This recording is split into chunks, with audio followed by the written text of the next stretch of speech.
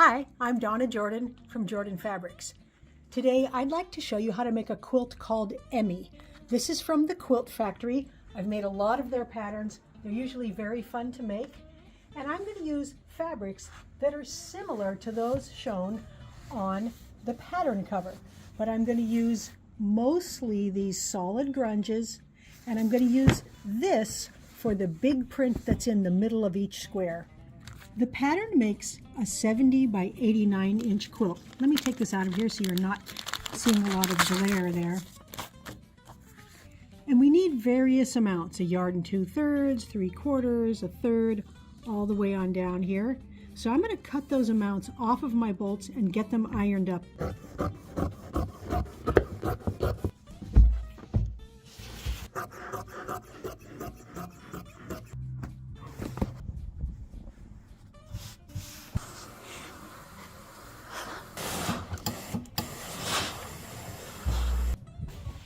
Everything is ironed nice and flat, and I can't give you all the sizes of the subcuts because it's not my pattern, but Deb Grogan's patterns from the Quilt Factory, they're always very easy to follow.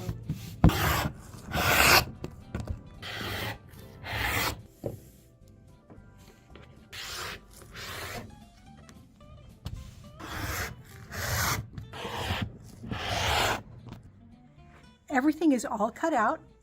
And one thing I did before I'm moving on is I made a little chart with a little scrap of the fabrics, and I've got letters on them because all of these fabrics, they all have letters A through G.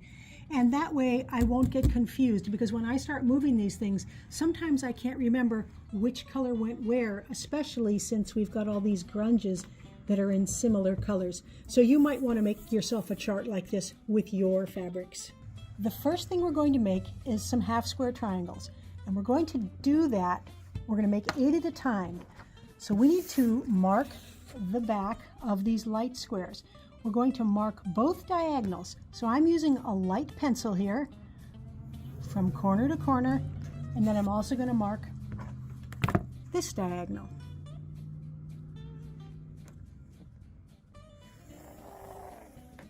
And I'll go ahead and do that with all these light squares. I'm going to put these right sides together. So blue, right side up, cream, right side down, and then stitch on both sides of the drawn line with a 1/4 inch seam. My foot is just shy of a 1/4 inch. So if I put my foot right along that line there, that's going to be about exactly the right size. Once you get to the end, you can just flip it around and do the other side.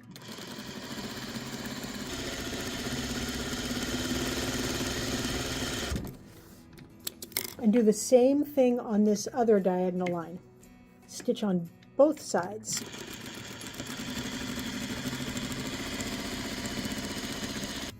Once those are stitched, we need to cut them. The easiest way to do it is to put it on your cutting board, and I'm going to line it up with some lines that are on there. So it's right on those lines, and then we need to cut it across the middle both ways.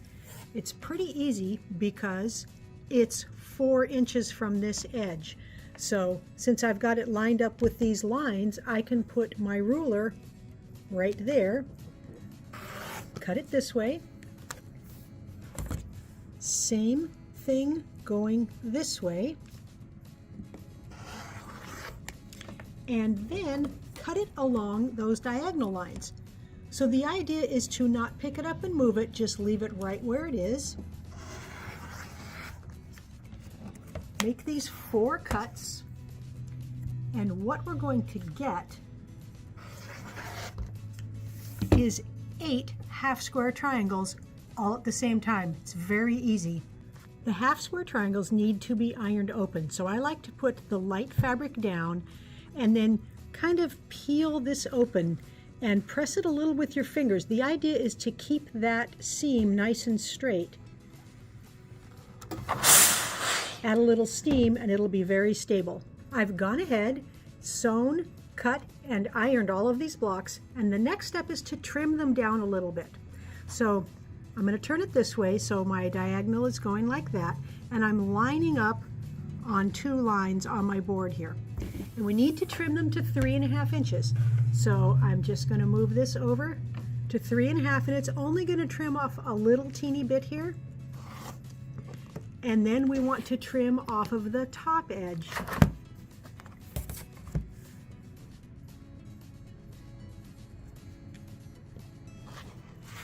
Now it is exactly 3.5 inches. That dog ear, the little piece here, that's cut off. The last step is to cut off that one last dog ear here. So we've got nice, neat, accurate squares. Once those are done, we're ready to work on flying geese blocks. We need these 2 patches here, and we need to mark the back side of all of these blue squares. This is the funniest looking patchwork that I ever work on. The method is just genius. I didn't come up with this method, but it works so well. All we have to do is line up these 2 squares in opposite corners, and that will make the drawn lines, they will all make one continuous line. You might want to pin this in the middle here so that nothing moves. And what we're going to do is stitch on both sides of the drawn line. So we're 1/4 inch away.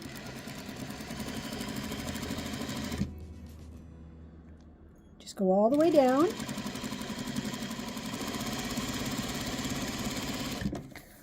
Spin it around and down the other side.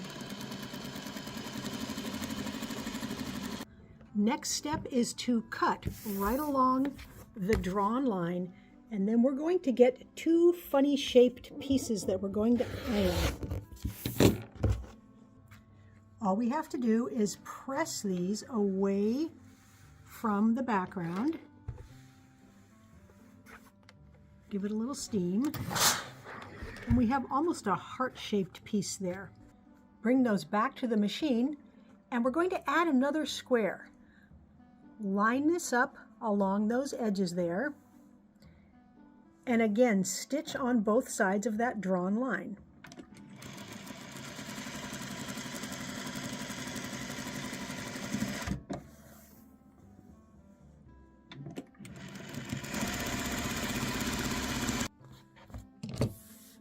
Cut along that pencil line there.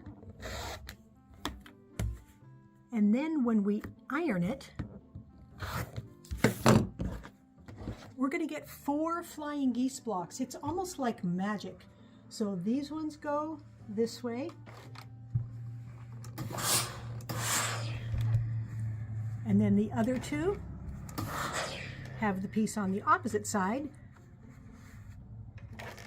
And these are exactly the right size. These do not need to be trimmed down at all. The only thing we have to do is take your scissors and cut off those little dog ears. And those 4 flying geese blocks are done all at the same time. Very easy and no waste.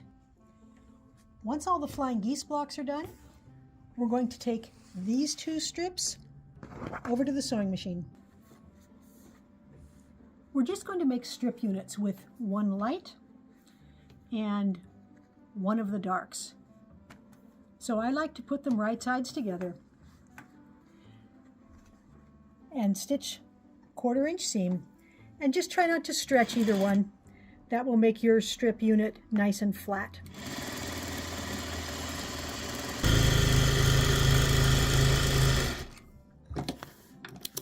I always finger press my strip units when I'm here at the sewing machine because it's just much easier to do it here, and it makes it easy to iron. So I'm going to anchor it with my finger there, and then I'm holding the strips open with the palm of my thumbs there, and I'm drawing my finger right down there as I'm pulling it open. So then it'll be nice and flat, and it makes it super easy to iron it. It's very easy to iron them since we finger press them. I like to lay it out straight on my ironing board here and smooth it with my hand a little bit. And then I usually use a dry iron to make sure I've got everything flat, and then I add steam afterward. Next we need to subcut these strip units, and you can do several at a time. I like to line up several 3 or 4 here, and I'm not even layering them, they're just one layer, but I can cut them all at once and it saves a lot of time that way. We need to make another strip unit with these same colors but wider pieces.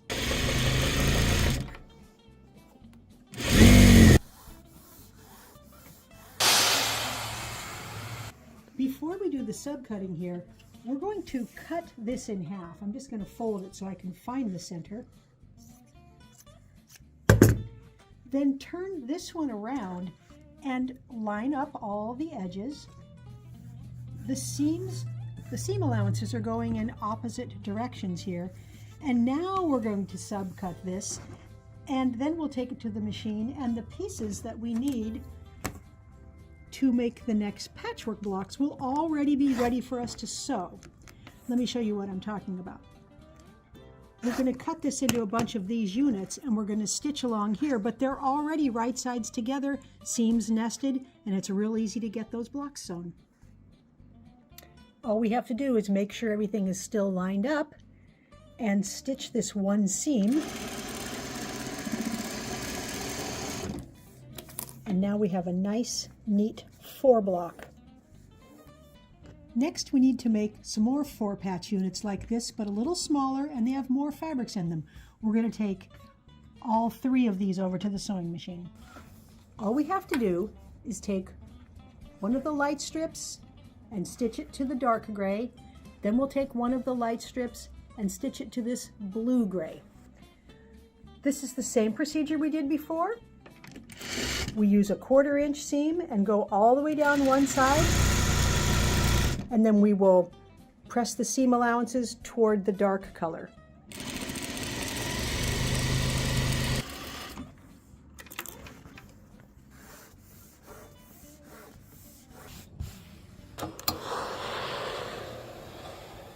Here's how we're going to make the subcuts.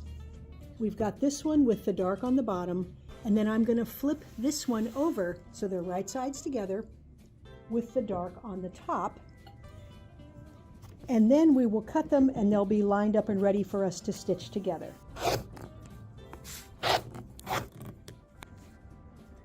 All we have to do is make sure it's still matched up. Stitch that little seam, and we've got a nice 4 block there. We only have one more thing we need to do before we can put our patchwork blocks together. We need to put these on each of the 4 corners. The easiest way to put these on is to mark a little line across the back on the diagonal. Since it's dark, I'm going to use a white chalk pencil here. Just make a little line there.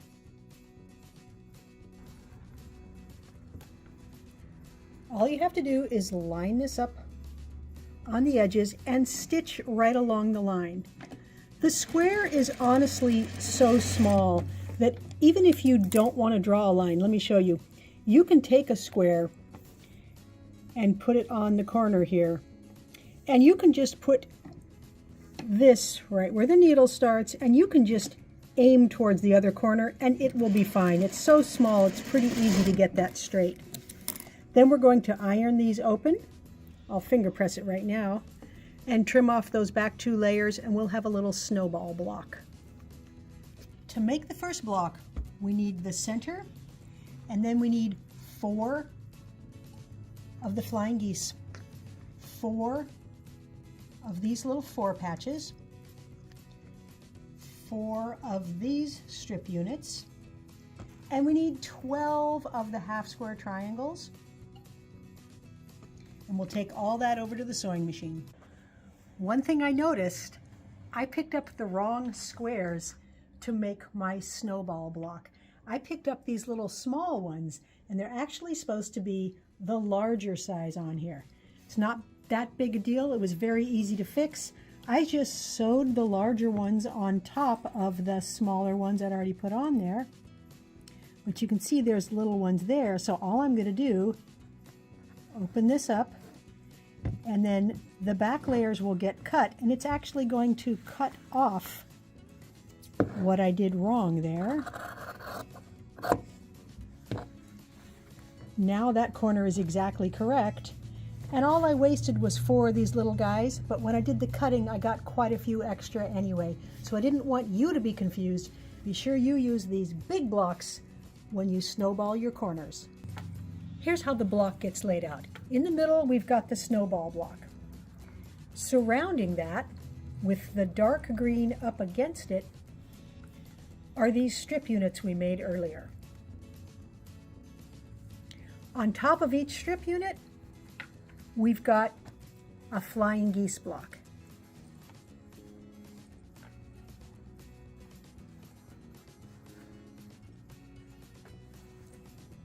Then to fill in all 4 corners,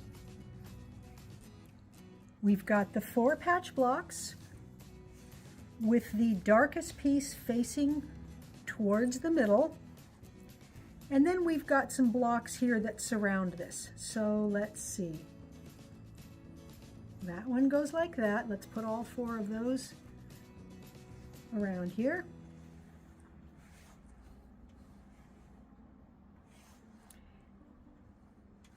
Then each corner has these 2 guys pointing towards each other, just like that. That's the whole block. Now we're going to have to sew it in sections. What I would like to do is make this corner section, because this is actually the same here in each of the 4 corners. So let's sew this together first. We'll put these 2 pieces right sides together, stitch down here, and then stitch across.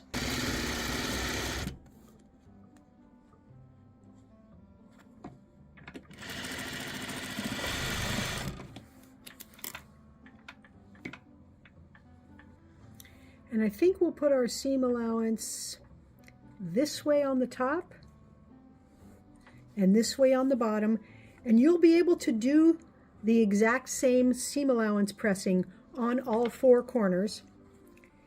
Now when we stitch this, that middle seam is nesting. We match up these corners.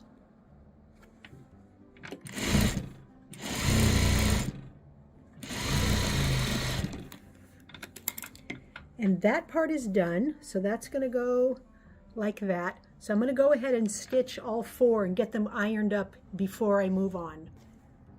There's the 4th corner. The next step is to sew these 2 pieces together. And again, it's the same on all 4 sides, so we'll use exactly the same procedure. I like to put them right sides together. We're going to sew along here, but it's helpful if you stitch it from this side, because then we can make sure we're going right across that intersection, so we'll have a nice good point on our flying geese. We won't stitch off that point. This is the 4th unit here. For all of these seam allowances, they're going away from this point. They're going this direction right here. Now we've got 9 blocks. It's basically just a 9 block square that we're going to sew together. So I like to put them right sides together like this. We'll stitch down here and then we'll add these afterwards, but I'm going to slide them over a little bit so they're out of the way. The blocks are all done. I'm very happy with how they turned out because they're quite large. The layout's super easy. There's 4 blocks in each row and 3 blocks across this way. You can see it's going to make a nice big quilt. Between all these blocks, that's where we have some sashing. This print will go between all the blocks, and then there is the dark green, the same color we used here, for these little teeny cornerstones. So that's going to go between the blocks right where they all come together there. The last thing we need to add is 1 border of this same fabric that's on the sashing. It's going to go all the way around. Then we've got a small border of the background. That's going to go all the way around. And then there's a nice big border. This is the same fabric we used in the middle of our squares. And in the corner, in each of the 4 corners, show you what it's going to look like. Remember these little patchwork blocks we made, just 4 of them? These will go in all 4 corners. It's very easy to get everything stitched up from here. We just make rows that include the sashing. Sashing's exactly the right length. Sew those rows together, then we can get it loaded onto the quilting machine. The quilt is all loaded up and we need to pick a thread color. There's quite a few options that would look good on here. I'm actually considering using one of these darker colors. If you watch a lot of my videos, you know I generally like light colors. I like the thread to blend in. This will blend in. It'll show a little bit in the light, but I don't think it'll take anything away from it. This one also looks good. Going to show quite a bit. This is a little bit darker than the blue we're using, but when you put it on the blue, it blends in. That's the darkest option. This will blend better in the light. I suspect it won't show at all. There we go. Just a hint of color. It does look blue. And then we've got the nice light gray. Now that matches the fern batik that I've used. Goes in very well there. I actually think I am going to end up using the very light one this time. For the quilting pattern, I'm using this one called Fern Leaf Filler because my batik has all those ferns on it. Here's what it looks like with more repeats. It's got a lot of movement, very close quilting, and I think that will look good.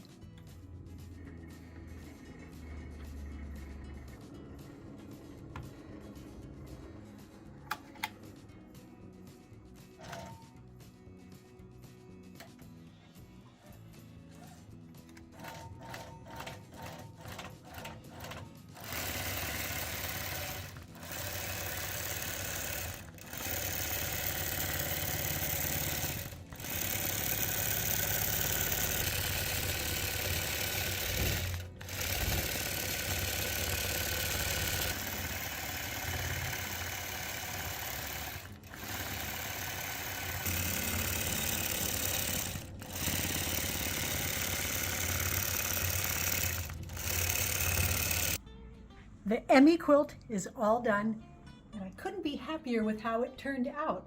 The blue stars around that center, they really pop out. I'm really glad I used such a big contrast between this and the background. The fern batik that I used, it's very muted, but having it bordered in that dark green and then this going around the edges, that just looks really good. The one change I might do next time is I might use a different color cornerstone here so that it will show up a lot more. It does show in the corners quite nicely here. This is just a very small added step, but I think it really enhances the patchwork quite a bit. Now the back side, I used more of that fern because it's so calm, and this would look really good if you flipped the whole quilt over on your bed.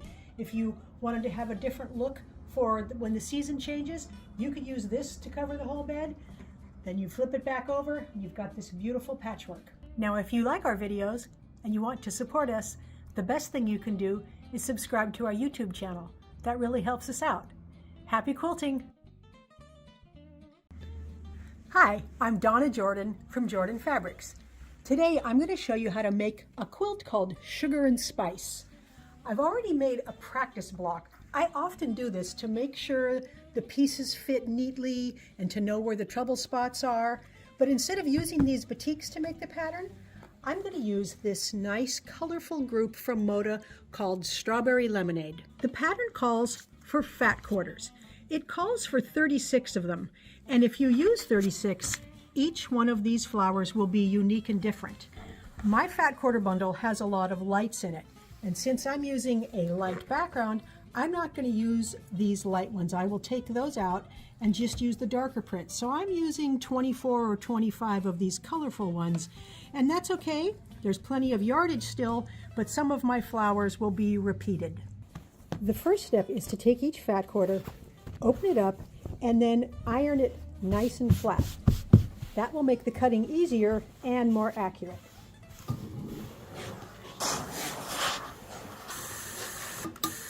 Once everything is ironed, we're ready to start cutting. You can do all the cutting ahead, but what I'm going to do is cut out block at a time. It won't really take any extra time to cut it that way, and this way I can pick the fabrics I specifically want in each flower.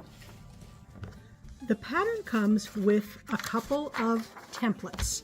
So these are on the back side of one of the instruction sheets. So you don't want to actually cut this. You want to make a copy like I did here and then cut out those two templates. You can then either transfer this to a piece of plastic, or I like to use a file folder, something thicker if you like, or you can just use the paper and put your template near it, move it away, and cut around it. That's what I'm going to do.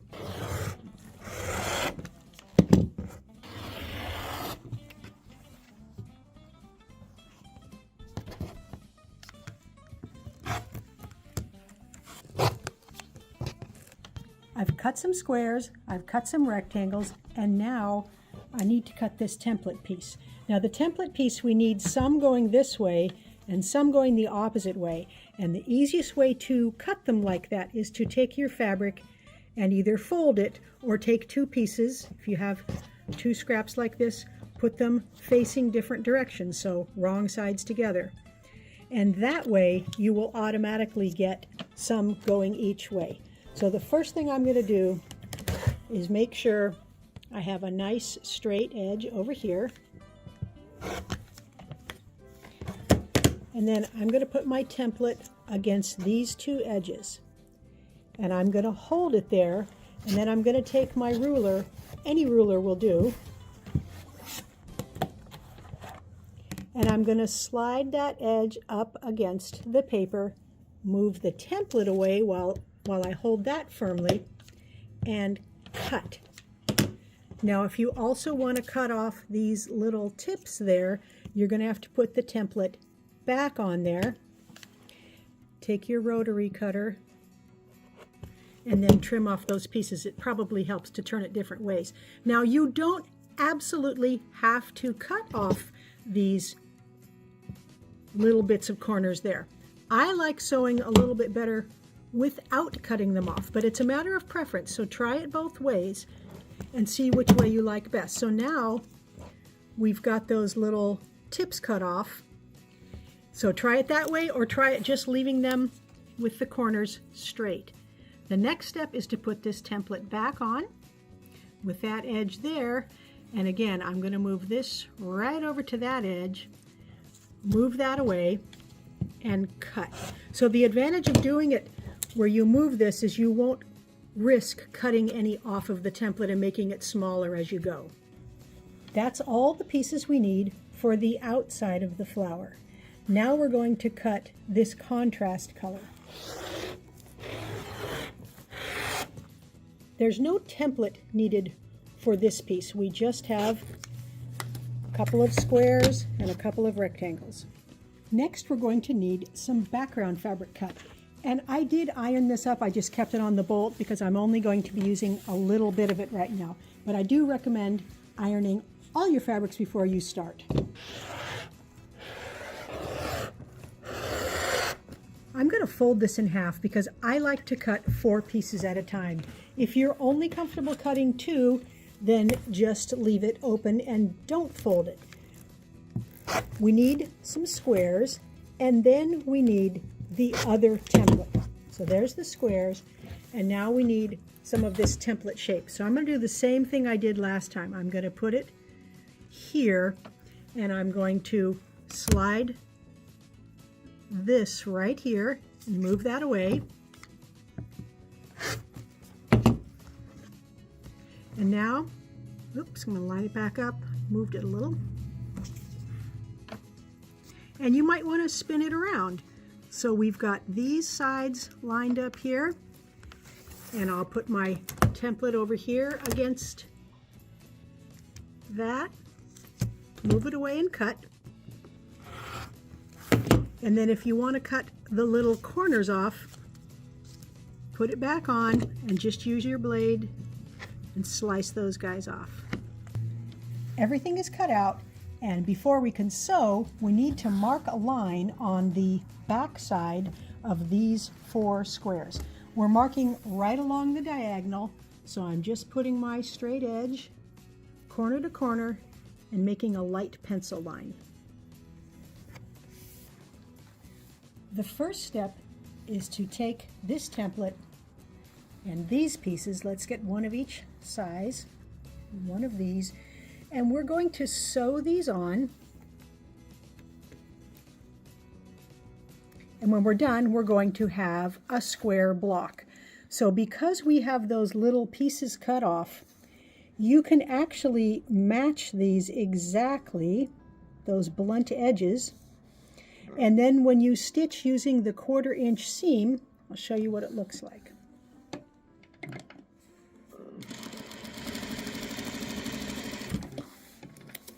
We'll press the seam toward that green, and I'm just finger pressing right now. And then that other piece is going to go on that side, so we'll put it right sides together. I'm going to spin it around. Again, these blunt edges will line up on both ends there.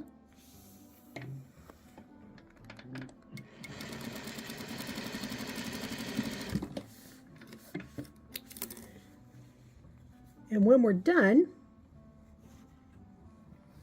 we've got a 2.5 inch block, and you can always take it and measure it and see if it's 2.5 inches, and it is. Now I'd like to show you the same process, but with the pieces that don't have those cut off of the ends. Here's what they look like when they're not cut off. When you put them right sides together, you have to have this one so that when you're a 1/4 inch from this edge, you're right in that intersection there, and the same thing down here. So it involves you sliding this top piece up or down. So it's a little bit harder to figure out where do I put that so that my 1/4 inch will end up right where those pieces come off. But it's not as hard as it seems, and I think the cutting is a lot easier like this. So this is how I made my sample block. And I found it to be pretty easy. So you can see my stitching is coming right where those pieces meet, my stitching line. Then we'll press it open. And then this piece is going to fit there. So it's pretty easy to line up these two corners. This top one is exactly lined up with that bottom one there.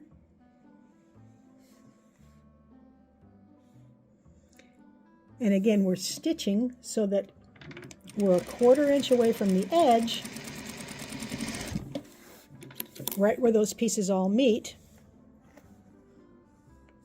And it came out exactly the same. So you can try both methods, and then you can decide if you want to cut your templates shaped like that, or you just want to leave those tips on them. I made all 4 of those blocks. The next step is to take these squares that we drew on, and they're going to go on just one side of this rectangle. And be sure you put it aiming this way, not aiming that way. Just be sure to check the pattern. And we're going to stitch right along that drawn line.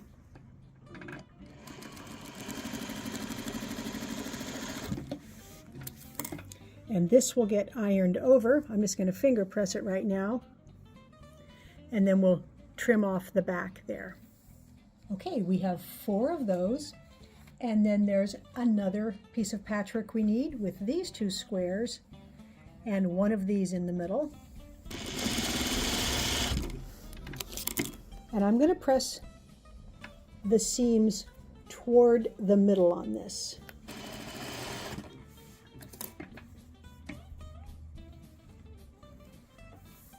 The last step is to add these to both corners of this rectangle. And I forgot to mark the back of these. So you could put a pencil line on the back, or you can draw a line on your machine, or you can get this tape which has lines on it. So I'm going to take a piece of this, and that red line is going to go from my needle heading straight down. And this is a handy dandy tool that will help you so you don't have to mark your patchwork. All we have to do is put this corner right where the needle is and put this corner on that red line as we sew. So watch what happens. even with no line marked, I've got it stitched right along the diagonal there. So that one will go that way, and then we'll put one on the other corner going the other way.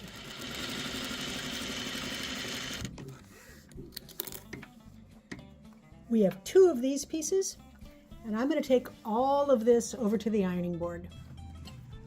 Even though everything was finger pressed, it's going to look better and stay a lot flatter if we actually use the iron here. So these pieces, all we have to do is flatten them out. These I will flatten out, and then I'm going to take some scissors. You can go over to the cutting board if you like and just cut away that extra bulk. Now we have all the pieces ready to put our block together. The first step is to make the center of the flower, and that's this right here. All we have to do is sew these 2 seams, and both strips are exactly the same length. There's nothing to match. And both the seam allowances are going to be pressed toward the center of the block. So that's this way.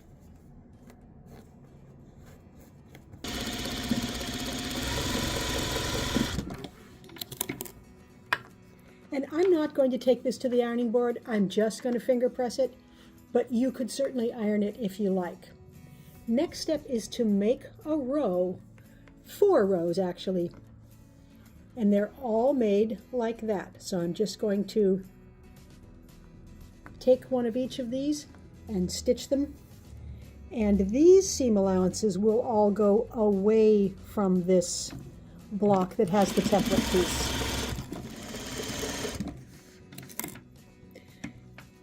Each of these patchwork rows goes around the center of the block here, but they're longer than the block right now. They're going to fit like this.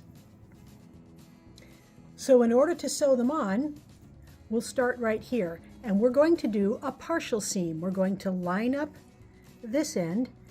It's easiest if you flip it upside down, and we're just going to sew part way down the seam.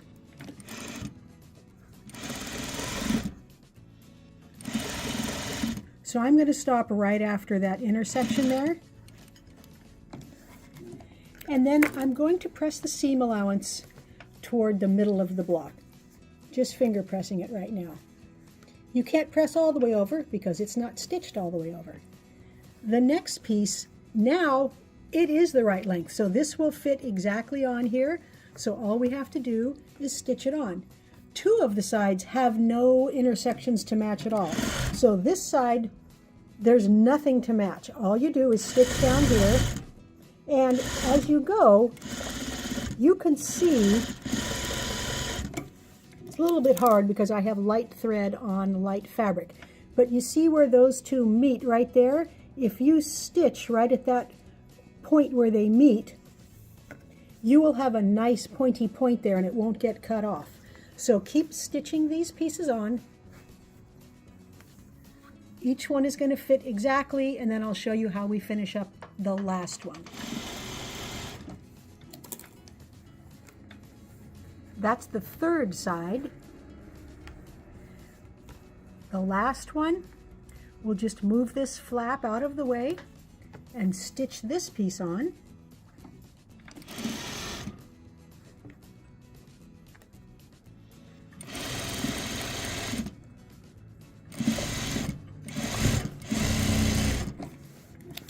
And the only thing that's left to do is to finish up this first seam, and it's very easy. Just match this corner here and stitch that part that hasn't been caught yet, and now you can really see the petals going around the middle of the flower. So I'm going to go ahead and make all the rest of the blocks, and then we can move on. I've got all the blocks stitched up. They're all ironed nice and flat. And the next step is to put one piece on one side and then an adjacent side. So it doesn't go all the way around. We're just going to put it on two sides of the block.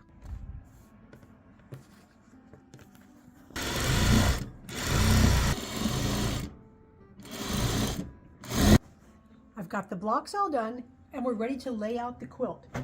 It's a little bit different because this border is only on two of the sides. I haven't made a quilt like this before, but what we're going to do is put this on those two sides. Then the next one is going to go on these two. Then we're going to repeat this direction. We're going to keep alternating these. We've got 6 in the first row. The next row, we'll start over here. This one is going to have the border on that side in the bottom. And then the next one, and then we need one here. Yeah, there. I'm gonna have to keep looking at the pattern to make sure I do it right, but once I get the hang of it, it's pretty easy. And what's happening is that the flowers are staggered and we have one fabric between each block. So the overall effect is going to separate them with a little border between each. That's the whole quilt. I tried to spread the colors out a little bit, but I haven't looked to see if there's too much of one color in one spot.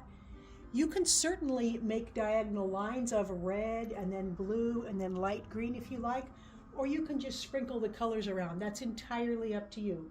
It'll be very easy to sew the blocks together.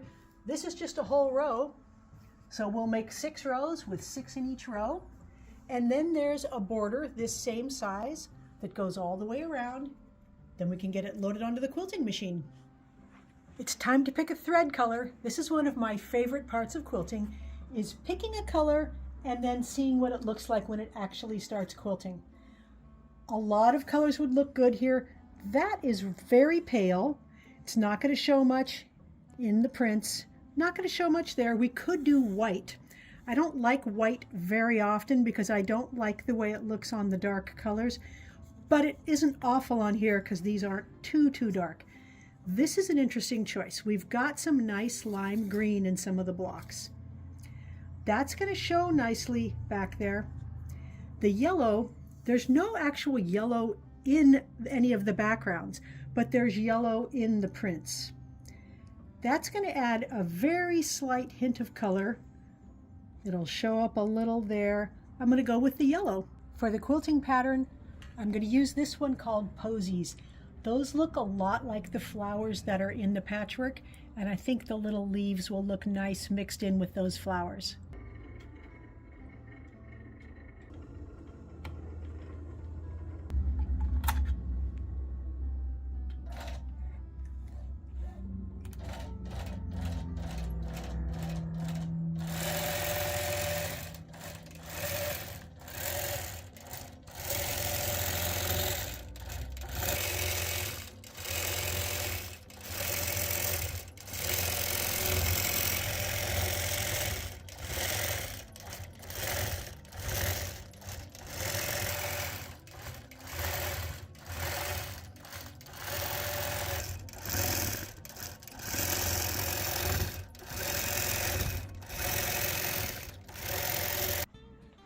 The sugar and spice quilt is all done. This was a very satisfying quilt to make. I would make this pattern again right now, and I don't often say that as soon as I'm done with the quilt. I loved making the blocks. They ironed up completely flat. These pieces on the two sides fit perfectly. The whole quilt just turned out really nice, and I love the way the flowers look like they're sprinkled. Because they're offset a little bit, it just looks like they're sprinkled all over the quilt. I think this would look good in any color combination. It would look good in browns and grays. It would look good in batiks. You could do a darker color background. So the pattern shows this duller background with very muted flowers. That looks great. I like the quilting pattern and the thread. Because it's yellow, you can see it just a little more. Besides just the shadowing, you can actually see the flowers and the leaves. I used a grunge for the binding. This is almost the same color as that pink there, and it matches the pink that's in that background floral nicely. The quilt is 76 by 76 inches. You could make it bigger by adding borders, or of course you could always make more blocks. Now, if you like our tutorials and you want to support us, the best thing you can do is subscribe to our YouTube channel. That really helps us out. Happy quilting! Hi, I'm Donna Jordan from Jordan Fabrics. Today, I'd like to show you how to make a quilt called pop-ups. This uses fat quarters, and I have a bundle here that I like that's all really soft neutrals. So my question here is, what will make a good contrast for all of these? So I've picked out quite a few different ones that I think might work for that contrast. The first is pretty subtle.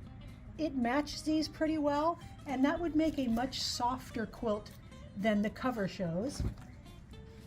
This one is nice. I like it because it's got interesting textures in the background there. Now that's extreme. There's a lot of contrast between these two, and I think that would look good.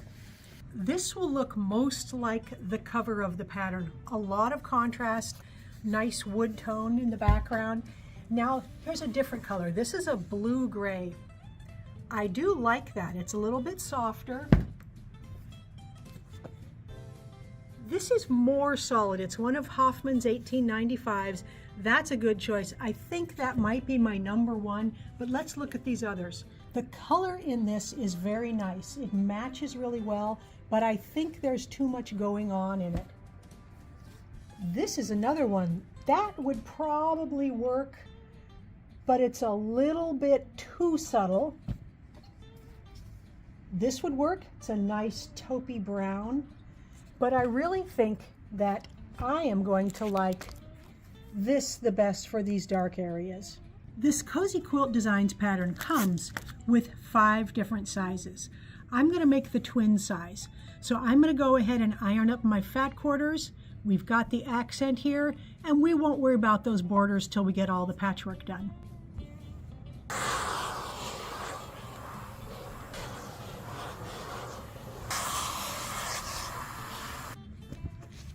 For cutting up your fat quarters, the pattern gives you 2 different diagrams for cutting, and that's because you may be using a one-way pattern, and depending on which way you want that pattern to run, you may want, if it's stripy, you may want them going up and down or sideways. So you can pick the appropriate diagram so that your design will be going the right way.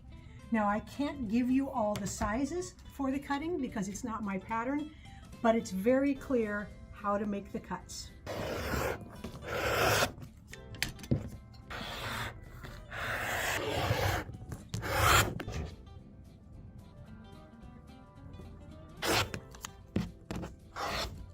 I've got all the pieces cut out.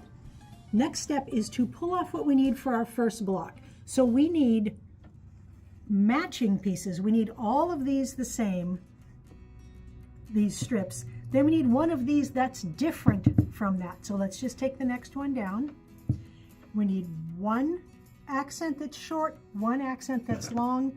We'll take all this over to the machine. Let me lay out the whole block. We're going to start with this one. Put a small piece on the bottom, and that one will go on the side. Then we'll add the accents to the top and the opposite side. And then we'll finish off with one more piece of this and one more piece of this. Let's start here. The piecing for the blocks is very, very easy. I would have to say the most challenging part with the fabrics I picked is deciding which is the right side of the batik and which is the wrong side. Usually the wrong side will be a little more faded. Of course, if you can't tell which is the right and which is the wrong, it doesn't make any difference, and you can just sew it from either side. I'm going to press all of the seam allowances away from the middle.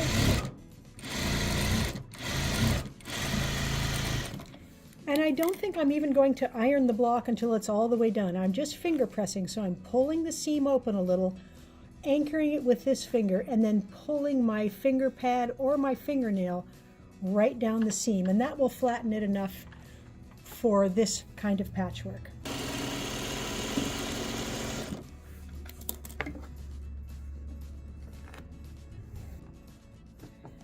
I'm just going to keep adding pieces and checking the pattern as I go to make sure I've got them in the right spot. Once I have one block done, I will use that block to look at instead of the pattern, because I find it's always easier to look at one that's the actual size and in the actual colors I'm making, rather than looking at the pattern repeatedly.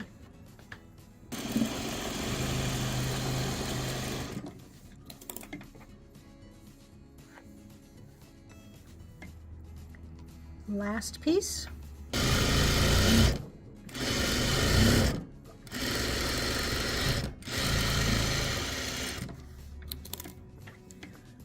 So half of the blocks for the quilt will be made exactly like this. The other half are the same, but they're a mirror image.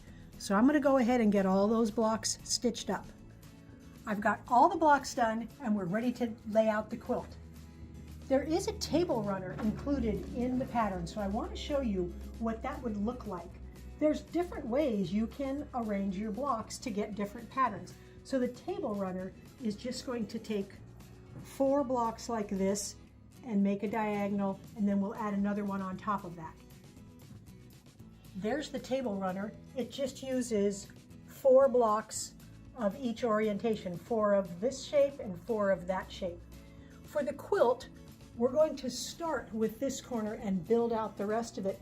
And there's different layout options you can do. You don't have to do the one that's shown on the front of the pattern. Inside it gives you several different options. So let's see what we come up with. There, that's the layout I'm going to do. We've got some full rectangles, then we've got some partial blocks. It makes a nice pattern going down the diagonal of the quilt here. It's going to be really easy to sew the blocks together because they're so nice and big. Then we just have to add a couple of borders and we'll get it loaded up on the quilting machine. I've got the quilt loaded up and now we need to pick a thread color. There's quite a few colors that would look good on here, and as is the case with most quilts, there's not a right or wrong selection. There's just a matter of picking something we think we'll like. I do like the light gray. I don't think it's going to show anywhere. The darkest one here, this blue, that will show in the light areas and it'll blend right in our accent color. There's a lot of this dark ecru color. That'll show a little bit in the blue, probably won't show anywhere else. We've got a nice dark gray here. That'll just give us a hint of color, doesn't show there at all. This is sort of a mushroom color here, and I think this one might be the best choice. Shows a little teeny bit, doesn't show much there. I think it'll show a little in the border, but it's going to blend in very nicely. So that's what we'll use. For the quilting pattern, I wanted to use something abstract.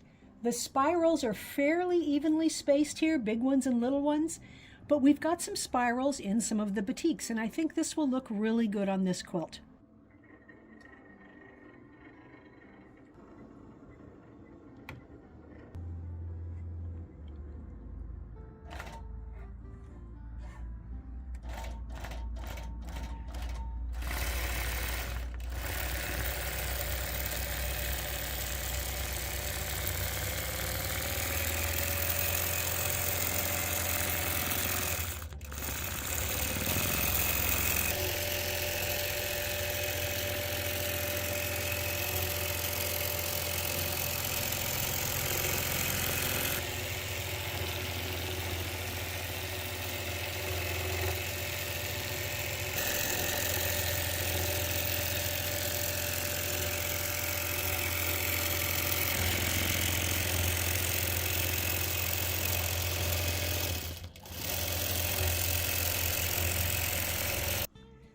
I've got the pop-ups quilt all done. I really like how the contrast color, the accent here, makes a whole block here, then almost like windows or something going out in the landscape. It's very, very quick to make this. I made it in just a couple of days. It really sewed up very, very fast. The swirling pattern for the quilting, it doesn't take away from any of the patchwork at all. and I like it's got some little swirls, got some big swirls. On the backing, you can really see these swirls there. And this is a 1895 batik called Hippo. It's got the same colors as in the top, but they're all mixed in on the back. And I used that for the binding also.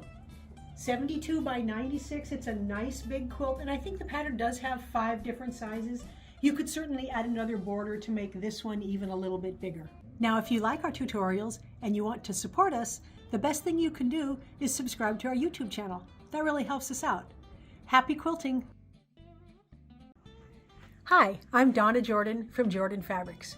We've had a lot of requests for us to make a video from this pattern. It's called Color Falls, and it's from Cozy Quilt Designs. And I'm going to stick with similar colors to what's shown on the front of the pattern. Multicolored strips here. It takes jelly roll strips.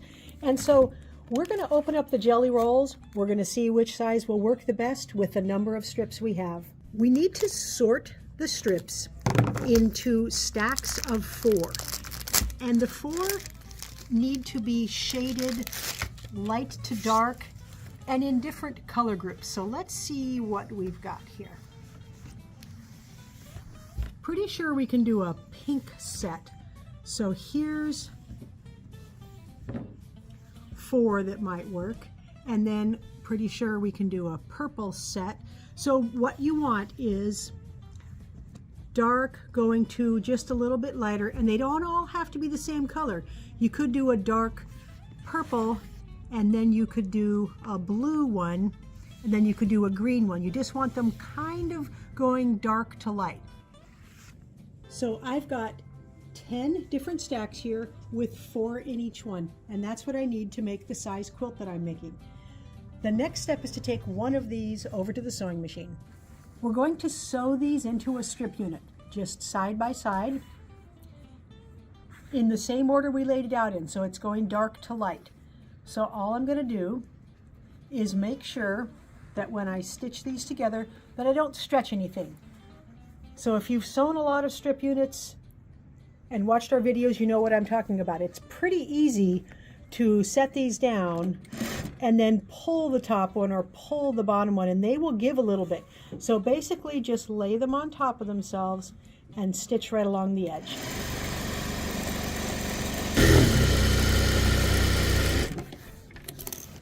I'm going to press the seam allowance. I'm just going to finger press it towards the darkest print. So in this case, I'm pressing it that way. So I'm going to open it up with my hands here, anchor it with one finger, and then draw that finger right down the seam, and it makes it stay going the direction you want. Then I'm just going to add the next 2 pieces to this side and press all the seams toward the dark. Once we've got all the strip sets done, we want to give them a brief ironing. I'm not even going to use steam. I just want to get it a little bit flatter. And the reason I'm not going to use steam is because when we stitch the patchwork together later on, we're going to need to change the direction of a few of the seam allowances. So I'm just going to press this with a dry iron to make it easy to do our subcuts. All of the strip units get cut exactly the same way. I'm just going to line it up on one of the lines on my cutting board here. Trim off just a little bit off the end here. And then cut the whole strip unit up into 20 pieces that are exactly the same size. Next, we need to cut up the background. I can't give you all the sizes of these pieces because it's not my pattern, but Cozy Quilt's patterns are always very easy to follow, and they have all the sizes that you need so you can get the background cut up quickly.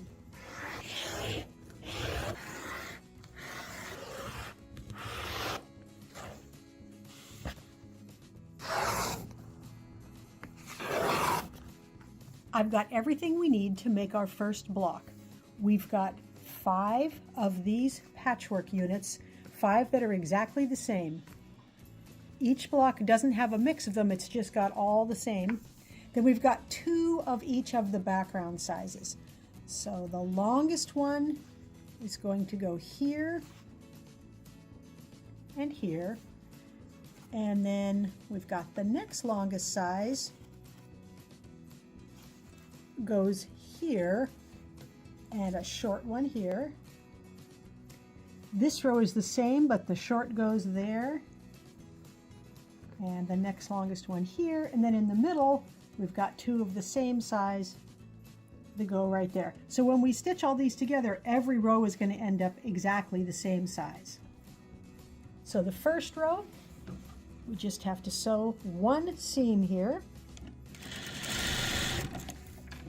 And the seam allowances for this one are going to continue the way we did to begin with, which is toward the dark. So that one's going to go toward the dark.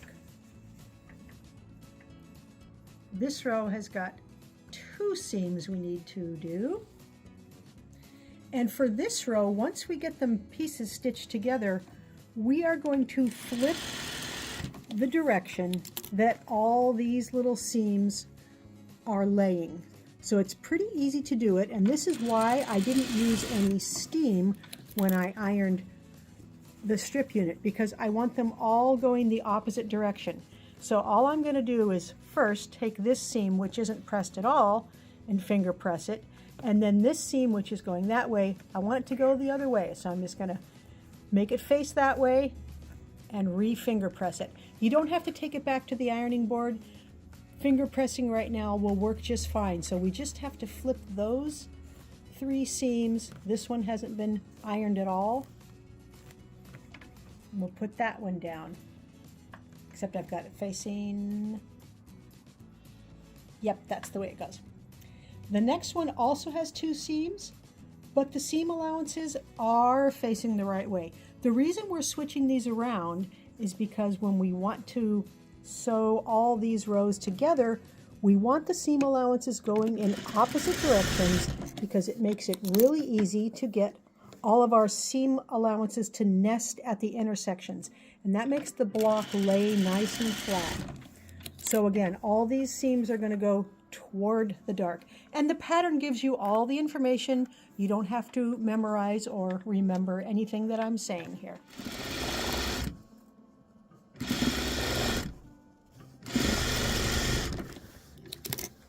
That's the whole first block. The seams are all going the same direction on this one.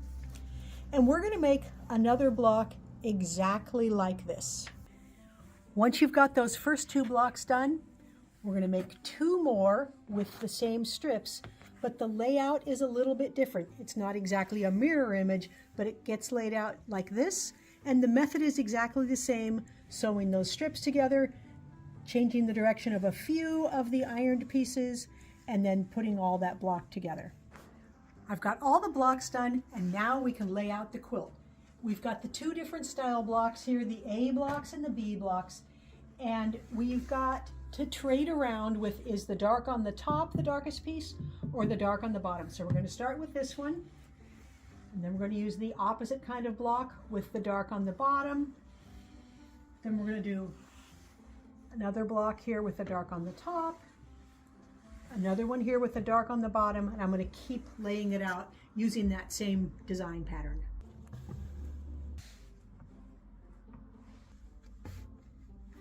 That's all the blocks, and because each one goes from light to dark, we get a really nice rainfall effect. It's going to be really easy to put all these blocks together. I have a feeling, yep, all the seam allowances will be facing in opposite directions, so it'll be real easy to match. The blocks are nice and big. So I'm going to get the blocks sewn together, and there's a couple of borders, then we'll get it loaded onto the machine.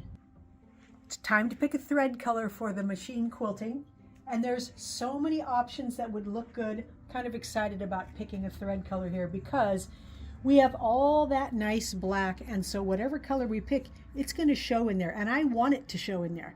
My first thought was to use a purple because I've got purple on the border. We could do something brighter. We could do orange. We could do this pinky red, even yellow, nice bright yellow. That would look great. All of these, any one would be just fine. But I've got some variegated thread.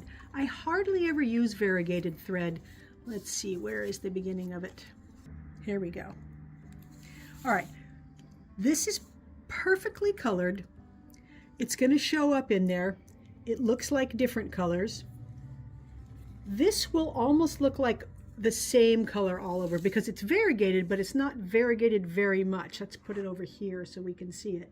So that's just going to look purple. This one, which is really multicolored, I think this one, I think that's going to look awesome. We're going to be able to see the color changes in the black, and it's going to blend in pretty well in all the patchwork. So let's use this nice, pretty variegated one. For the quilting pattern, I'm using one called Bubble because all of the batiks have those little teeny dots, and I think this will really look good on the quilt.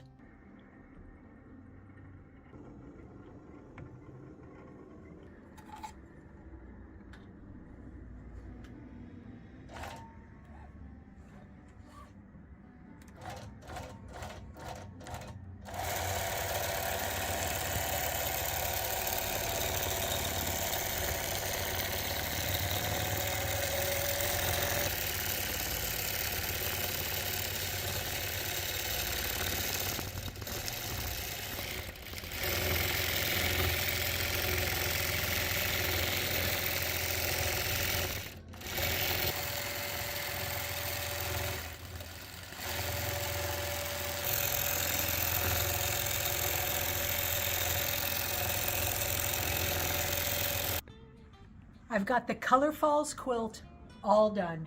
And I love how you see all those colors. They do look like they are rippling down the quilt. The key to making this quilt is using dark to light. You don't have to use multicolored rainbow colors like I used. You just need to make sure that each one of your color strips goes from dark to light. It doesn't even need to be all the same color. These happen to be reds, but here we've got a variety of colors. We've got the orange mixed with the yellow and the green. Here we've got aqua. So just keep it dark to light. You could do all autumn tones, you could do all pastels. A lot of things would work successfully.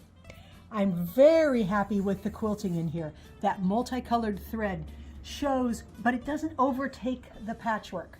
On the back side, I used green thread so that it would show up just a little bit against that blue, and that's what I like, a hint of color. We've got 3 borders around the edge. That looks really great, and this is, I think it's 72 by 93. It's a pretty big quilt, and the pattern goes all the way up to a king size, 103 by 109. Now, if you like our tutorials and you want to support us, the best thing you can do is subscribe to our YouTube channel. That really helps us out. Happy quilting! Hi, I'm Donna Jordan from Jordan Fabrics. Today I'd like to show you how to make a pattern called hot crossed buns. This uses yardage. It doesn't use any sort of pre-cut. And I'm going to use a dark blue and a light blue for where they have green and burgundy there. And then for the background, you can see here it calls for background whites, 3 1/8 yards, but you can use a variety of backgrounds. You can see in the front here, it's not all the same print, and I like that look, so that's what I'm going to use here. I'm going to use 5 different backgrounds. First things first, let's get everything cut out. This is a pattern designed by Doug Lecco from Antler Quilt Designs, and he always has nice charts inside his patterns to show you exactly how to get everything cut out.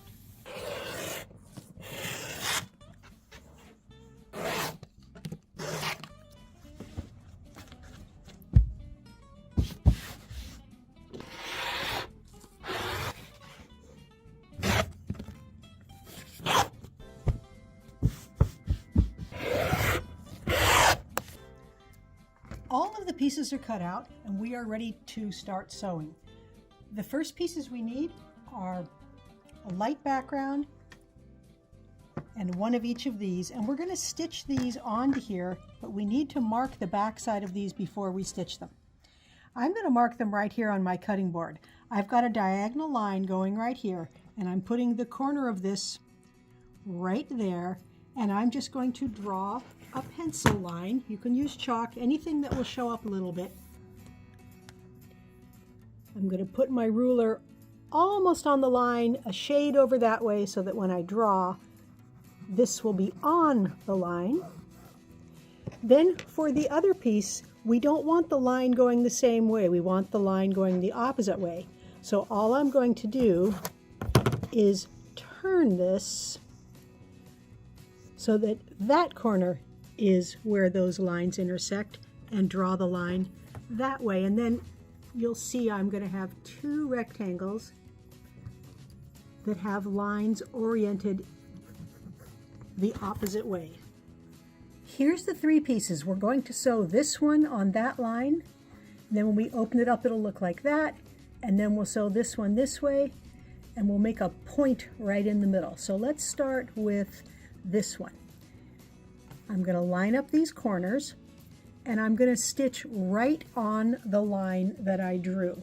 And you'll notice when I start stitching, I'm starting in that corner. And the reason I'm telling you that is because there is a way to do this without drawing the line. And basically, all we're doing is stitching from that corner to that corner. And I'll show you how to do that, another method, in just a minute. This gets opened up, and I'm going to finger press it right now. You can take it to the ironing board, but finger pressing works good enough for now. And then I'm going to trim off these back two layers, leaving a 1/4 inch seam allowance. Now this other piece, which has the line going in the opposite direction, we're going to do the same method. We're going to line up these two edges and stitch along that drawn line.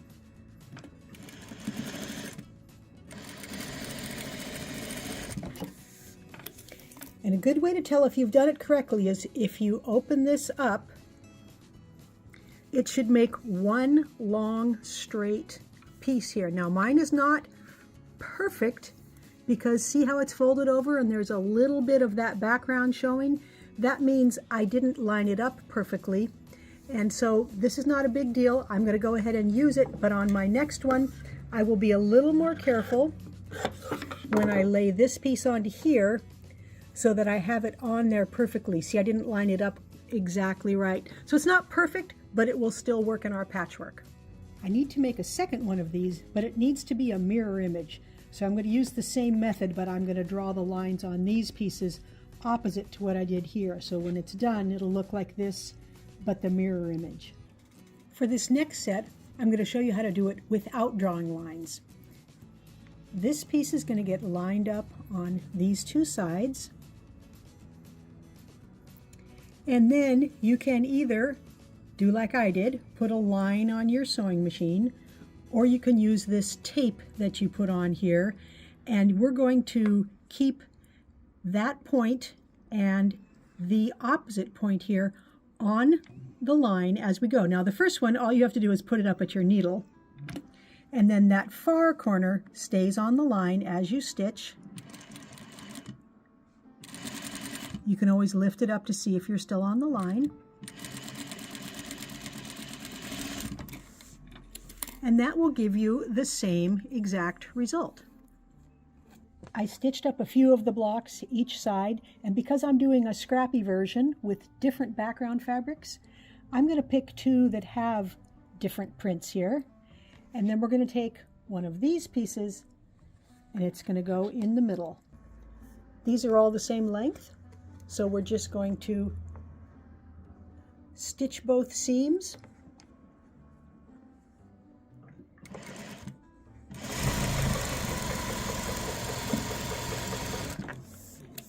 And we will press the seam allowances toward the middle.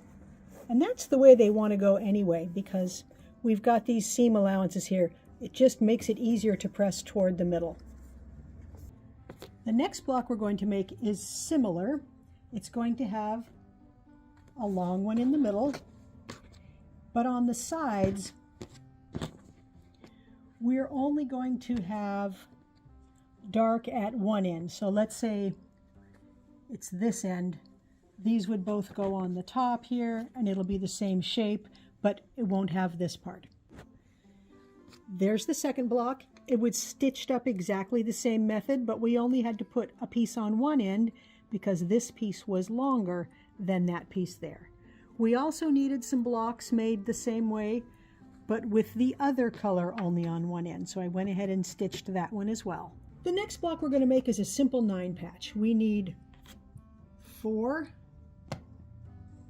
of this color, and let's use 4 of this one for the corners, and then the opposite accent color in the middle. Pretty easy to stitch up.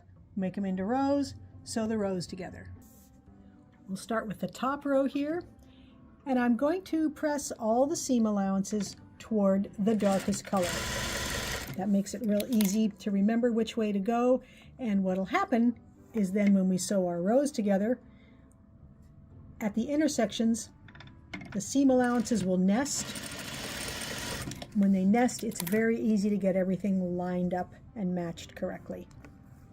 I'm going to need to make a total of 6 blocks like that, and then I'm going to make 6 more with the other accent color and the other dark. The next item we need to make is a flying geese block, and we're going to make these in bulk. So I'm going to take the accent color and I'm going to draw a line right along the diagonal on the back side. This is my favorite method for making flying geese blocks, and it looks a little funny. If you haven't tried it before, you might be wondering, I don't think that's going to work. But what we're going to do is line up these blocks on opposite corners, and we're going to stitch down both sides of the line 1/4 inch away from the drawn line. So you can pin this here if you want, but it's not real big, so I think I can hold it in place.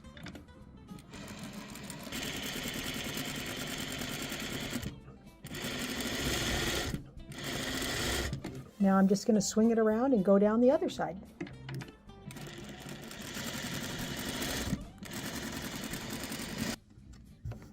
I'm going to cut right along the drawn line. You can use scissors if you like, or use your blade, and then take these to the ironing board and press both of these pieces away from the middle. You can do them one at a time, or you can press both, but you want to try to keep it undistorted, so try not to stretch anything. If you add a little steam, that anchors it in place nicely. I'm back at the machine with both of these funny shaped pieces and 2 more squares that have lines on them. Put that in the corner, and again stitch on both sides of that drawn line.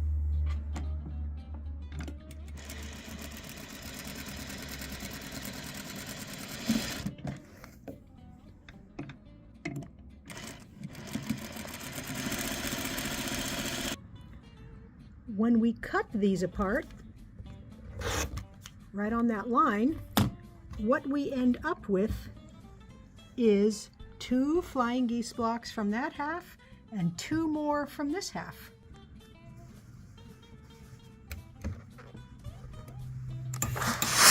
The last step is to make sure they're the right size, because they are planned to come out a little bigger than the finished size. So we want them 2.5 by 4.5, and right now it's about 4 3/4 by 2 3/4. So I'm going to trim it first. First, I'm just going to trim off that dog ear on this side, and then I'm going to line this side up on one of my lines because I want to trim all the excess off of this side. If I trim off of this side, I might not leave enough to have a seam allowance there. So I want this exactly 2.5 wide. So we're going to trim off a little bit there. And then we're going to want to trim the same amount off of each side. So you have a couple options. You can line up your point there on a line. And we're going to want 4.5 total. That's 2 1/4 off of each side. From the middle, 2 1/4 over, which is that line there and that line there. And so what we end up with is the size we need, 2.5 by 4.5, and we also end up with those seams going right to the corners and a 1/4 inch seam from that point to the bottom. Another option, if you have one of these twirling boards, it makes it a little bit easier to trim. So this has a lot of lines on it, and again, I like to center that point on a line. You can always tell if you've got the center by putting your ruler down. I'm not quite in the center. I'm going to move it over a little bit, double check, and this way you can spin and trim and you don't have to pick up the patchwork block at all. So it's a lot easier to trim everything. So we can just spin it around, measure over 2.5 like that. So that'll save you a little bit of time. Those are done. For the next block, we're going to take one of each of these large pieces here, and we're going to cut along both diagonals.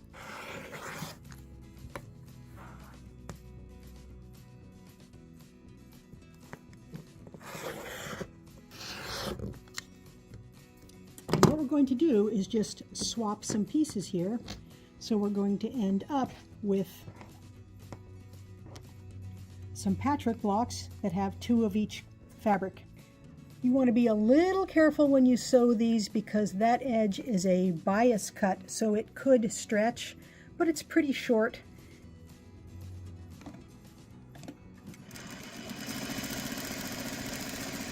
That one there,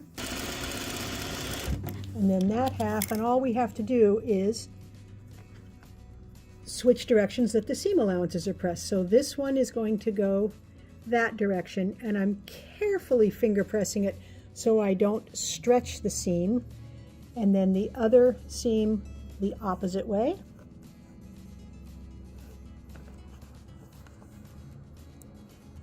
Very easy, the corners all match up. You can feel the intersection in the middle there.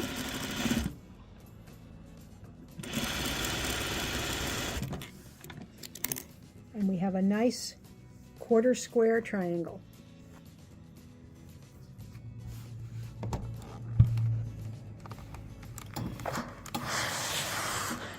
Last step is to trim this down to size. It gets trimmed to 4.5 inches, so be sure to trim a little bit off of each side so that will stay in the center. There's that block all trimmed to size, and I went ahead and made some flying geese blocks with the other accent color, and we're going to use 2 of those. They go on the side of that block that they match, and 2 of these. And then for the 4 corners, we've got these blocks here, and I'm just trying to make sure that I use a variety. I'm not trying to match these at all. I'm just trying to get different colors so that it looks nice and patchy. And we'll take all this over to the machine and get it stitched up. It's pretty easy to sew everything together. Make 3 rows, sew the 3 rows together. Because everything is trimmed, all the pieces are going to fit real nice. For the top and bottom row, press the seam allowances away from the center. And then for the middle row, we'll press them toward the center. Those are all 6 blocks that we need to make the whole quilt. So I've got to go ahead and stitch up all the rest of the pieces into these 6 shapes. Then we can get ready to lay the quilt out. I've got all the blocks stitched up and I'm ready to lay out the quilt. This one is kind of fun to do. So the bottom row is going to have these blocks. And then between these blocks, we're going to start off, let's start off with this one here. And this same dark color will be facing away from there. And then one of these that's got color on both ends is going to go here. And then we've got one of these guys in here. And the way you pick is not the one that has the same colors, the one that has the opposite colors. So this one is going to go here. And then the other color is going to go here. And I'm going to keep building it out and we'll start to see what the pattern looks like. There, that's all the blocks, and now we're really starting to see these stars pop out. There's the lighter blue star. So all we have to do is put the rows together and then sew all the rows. And then there's a couple of borders. Now the border because I've got a variety of backgrounds here, we're going to cut these into some smaller pieces. And the pattern says to seam them with a diagonal seam, but I noticed the picture of the quilt on the pattern uses straight seams. So I'm not sure which I'm going to use yet. I'll probably try both ways and see which one I like better. Then I'll get it finished up and loaded onto the quilting machine. I've got the quilt all loaded up, and we need to pick a thread color. I've got 5 different colors, and I think any of them would work. This pink, it's a little bit rosier than the pink that's in there, but honestly it blends so well you can't see anything. I've got a couple blue shades. I don't think that's going to show. A light blue, it's going to show even less. Even in the darkest print here, it's not going to show much. This is a little peachier than my dusty rose. Blends in perfectly, and of course you can always use, this is a cream, slightly darker than the backgrounds.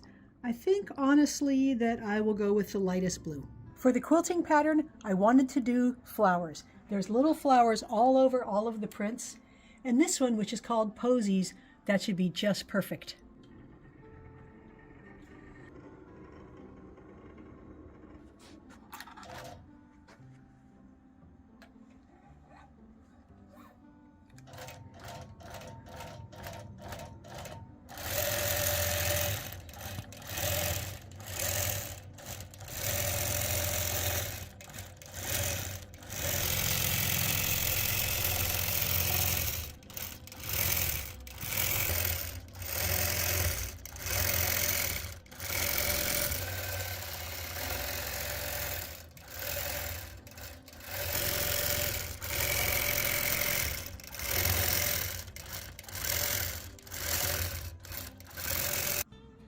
I've got the hot cross buns quilt all done, and I'm pretty happy with how it turned out. Mine looks different than the pattern because I think the stars, these pink stars, are very prominent in my quilt, and they're a little bit more muted here, which is nice. They're just 2 different looks. I also like that we've got the very dark blue there, and then the other star has this much lighter blue, so you get a lot of different things when you look at it. The borders are all pieced, and I went ahead and did straight seams here. I didn't do the diagonal seams, but you could do the diagonal seams if you like. It's entirely a matter of preference. The quilting doesn't show really at all. It's a nice rose pattern. I can't see it on the back with that busy print there, and it's just a hint of curliness here, which is very nice. It was a pretty easy pattern to make, and it turned out, let's see, 58 by 72. You could easily make it bigger, just make more of each of the blocks and expand your pattern, or even add some more borders. Now, if you like our videos and you want to support us, the best thing you can do is subscribe to our YouTube channel. That really helps us out. Happy quilting! Hi, I'm Donna Jordan from Jordan Fabrics. Today I'm going to show you how to make a pattern called chain link. A lot of you might not be aware that we have a daily email we send out, and we show a lot of products that we make, and we recently asked people, what pattern would you like to see in a video? And most of them said chain link. This is one of Cozy Quilt's patterns, and it takes a jelly roll. So I have this one here. These are batiks, and it's called Chai Tea. So all of these darker ones, they'll be used in all of this patchwork here. And what we need to pick out is a background and an accent. For the background, I want something light. I want something that all of these dark pieces will show up against. And one caution I have when picking a background is that I don't get too much pattern in it. This one is good. It's a nice batik, but it's a little bit busy, so I'm a little worried about that one, even though the color is really good. This is another good one, but it's a stripe, and sometimes with the stripe, because it's a one-way design, we might get it turned different ways, and that might bother me. So I think I'm going to go with the most neutral one. I think I'm going to go with this one here. The next fabric we need to pick is the accent, and that's where this light creamy yellow is in every block. So it's an accent, but it's fairly light. We would like it if it's different than most of these strips. So if we pick this one here, we will probably take out any of these strips from the patchwork that are almost the same color. So that's one option. This is a nice option, but it's a little bit busy. That one would be good. That one would be good. And even this light green one would be good. I think I'm going to sort the pieces out first and then pick. These are the strips that I am going to use. The pattern comes with 4 different sizes. I'm going to make the throw, which takes 35 strips, and my jelly roll had 40. So I'm going to take out the 5 that I don't think will work as well. These ones because they're pretty light, and these ones because they're a little more yellow than what I would like. So this gives us a little better way to see which accent we like. And I actually think this one is going to look really nice. There's contrast between this and the background, and there's not a lot of this exact color in here, so I think this will work really well. I'm going to go ahead and get the cutting started, and the first step is to cut each one of these strips in half. So I'm just going to put my scissors in where the fold is and cut them in half, because we're going to be working with half strips for all the patchwork. The pattern had me separate these half strip units into 4 different stacks, and they're all going to get cut differently. I can't give you all the sizes because it's not my pattern, but one nice thing about cozy quilt patterns, they're very easy to follow. So I'm going to go ahead and get all the sub-cutting done.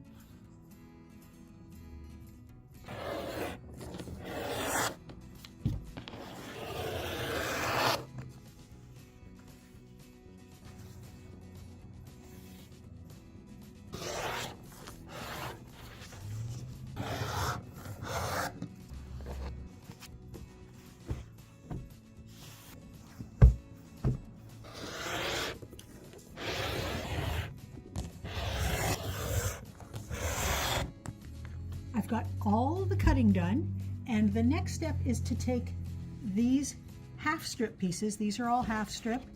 These ones, these background ones, I also cut them in half, and we're going to take these to the sewing machine. We're going to be making strip tubes with 1 background piece and 1 of the batik pieces. All I'm going to do is put them right sides together and stitch down one side and then back up the other side.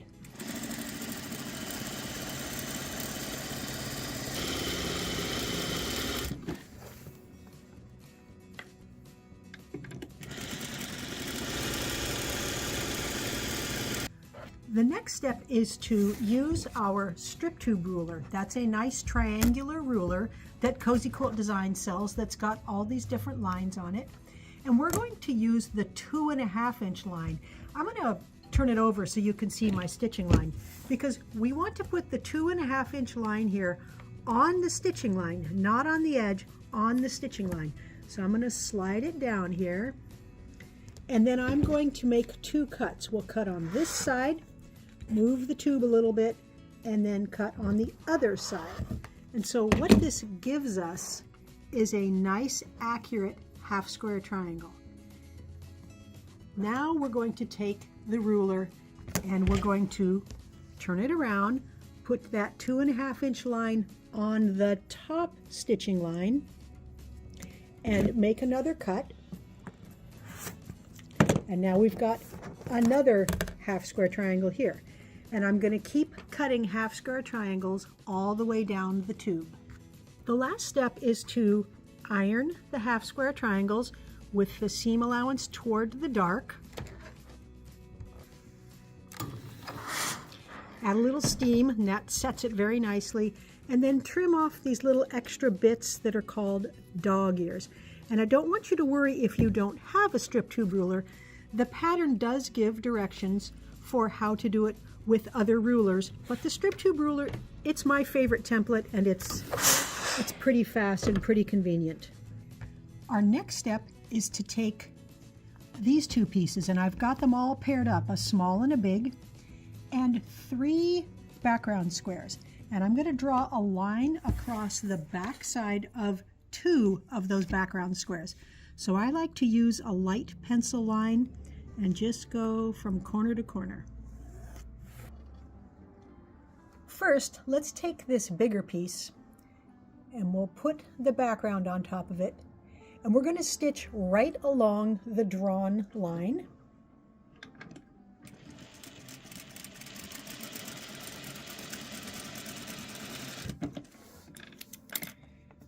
And then we're going to press the square right on top of itself.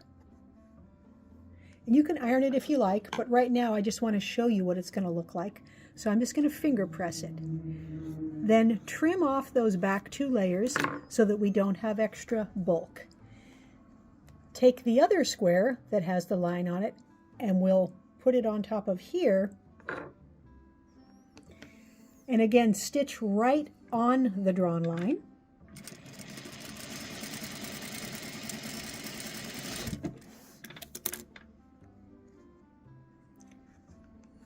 Press it open again, just like we did with this piece, and trim off those back 2 layers.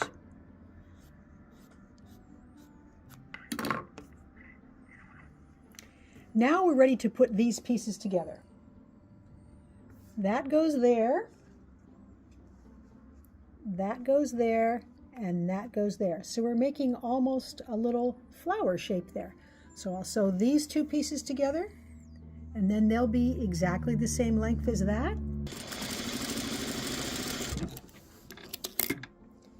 And I'm going to press this seam allowance toward the background because there's less bulk facing this way, and that's the way that seam allowance wants to go. Now we'll just stitch this onto here.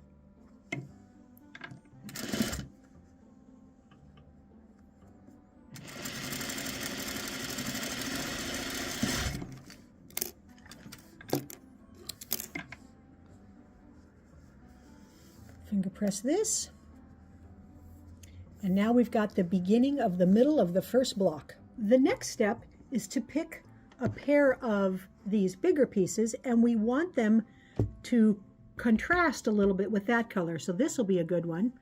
And then we'll take 3 more background squares, and we're going to draw a line on the back of all of these 3. So the shorter piece is going to get made exactly like that. So we'll put a background on it here and stitch on that line just like we did earlier.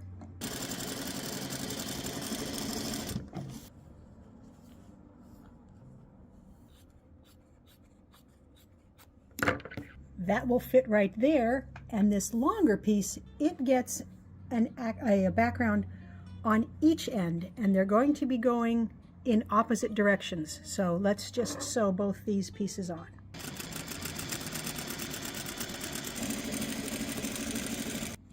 And that piece will fit right there. So we're going to stitch these on, and we'll press this away from the center.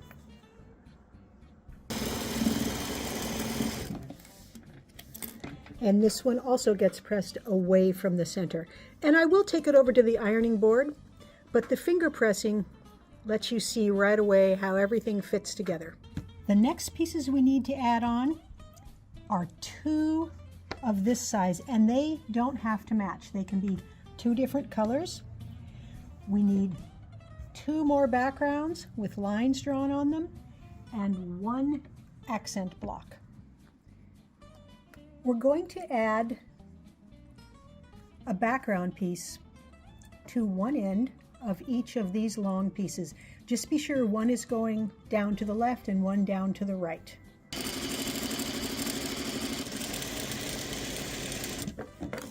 These pieces fit on the block like that, with the accent right here in the corner. So we'll just stitch this to this piece.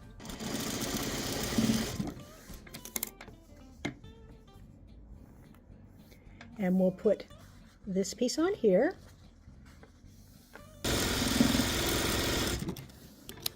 And I'm going to keep pressing all the seams away from the middle.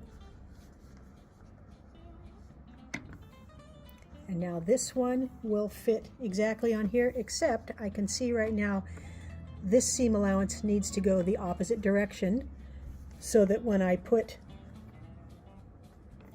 these two pieces together, my seams will nest nicely right there.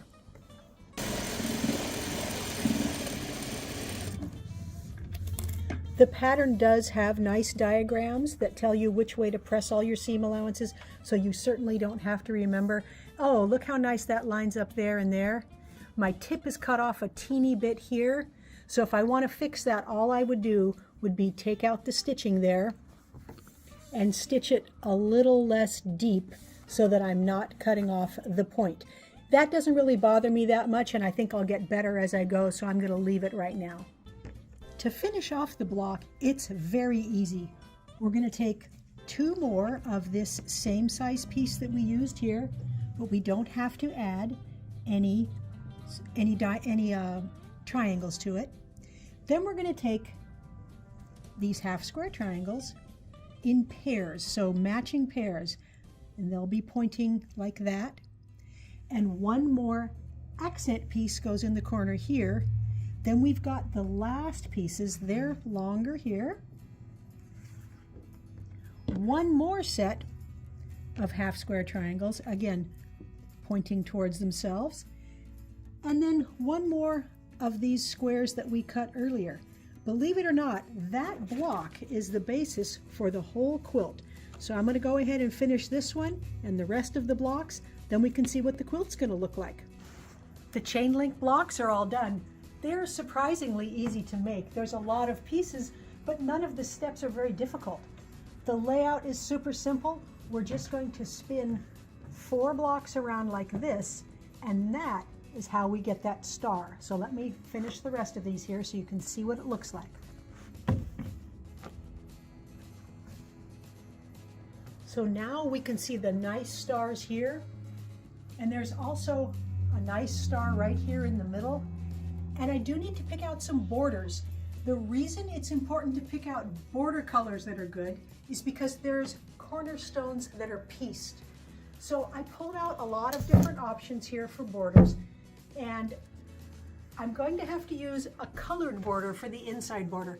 I can't use this light because of the pieced cornerstones, but that would be a good framing border. That would look nice around the outside. This is a great print. That's really going to bring a lot more of the green out, and I like that it's a nice big print. This one has all the colors that are in the top, but I think it's a little bit too red. So I think I'm going to go with, I think that will frame it the best. We'll use that one. We need to pick a thread color that will look good on the patchwork. Honestly, any of these colors would work. None of them are really going to show. I've got a nice light brown here. It's kind of a gray brown. It's going to blend in. This is a nice rusty brown color. It'll show a little bit more in those light areas. Nice soft green. Not going to show much. I think I'm going to use gold. Let's see. Yeah, that's not going to make any sort of color show in the lights, blends in with all the darks, and I think this will be the least obtrusive, so that's what I'm going to use. For the quilting pattern, I'm using one called Variety. Let me make it a little bit bigger so you can see. Oops.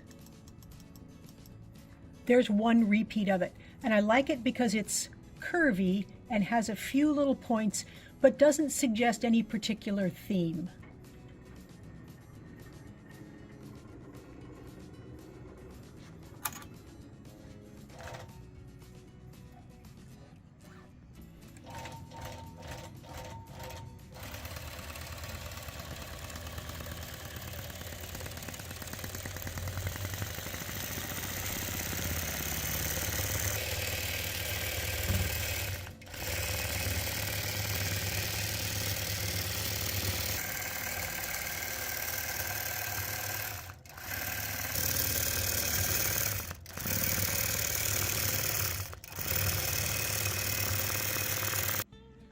The chain link quilt is all done, and I really like how you can see that chain basically going all the way up the quilt there. You see it going this way. And one of the reasons it shows so nicely is because of these nice cornerstones here. So I made 4 of these cornerstones, and this was made a little bit different.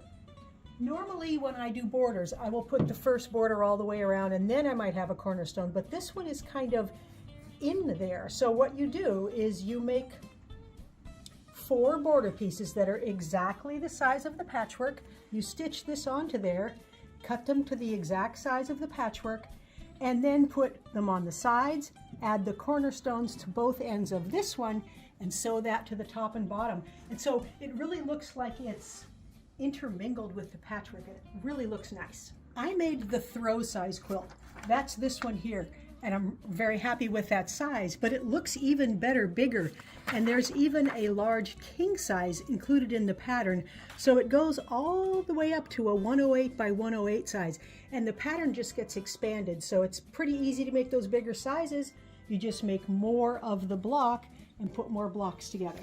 The quilting is very understated. There's so much going on in the patchwork that I didn't want anything showing much in the quilting, but you can see a little bit here.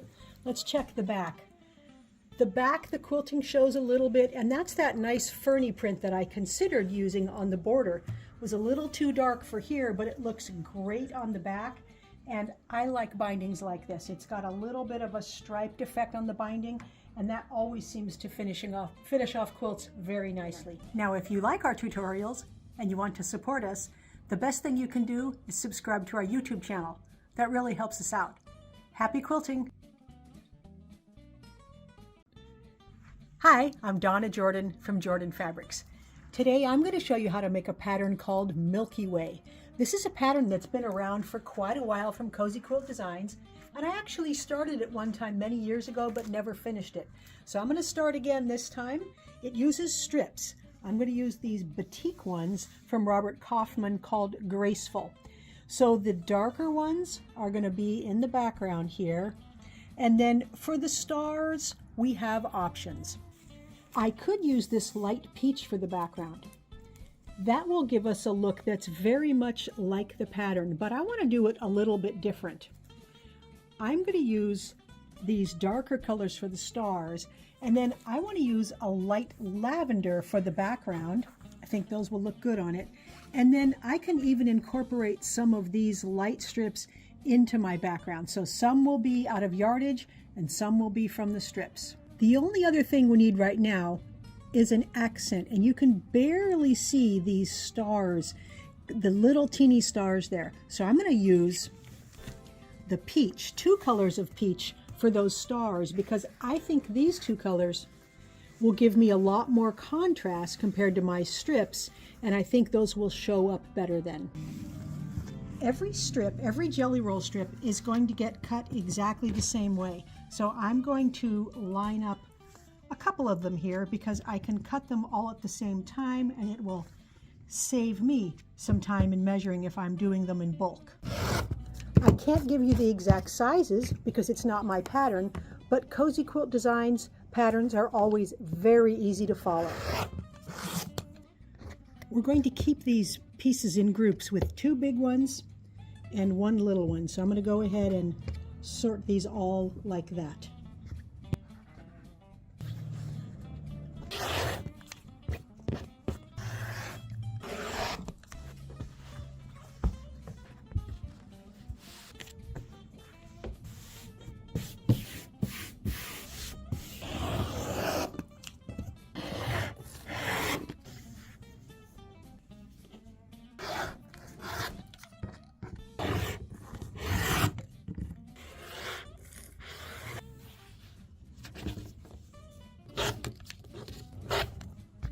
There's all the pieces we need to make the quilt.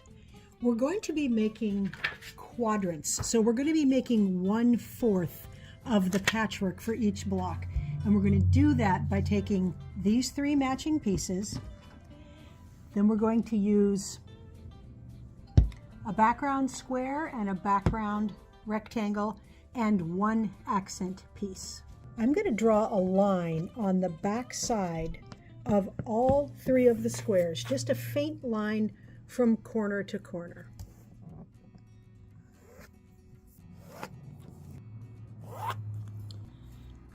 Each one of these rectangles is going to get a piece stitched on it. And you'll have to check the pattern so you know which way to turn each piece. This first one is going to get stitched like this.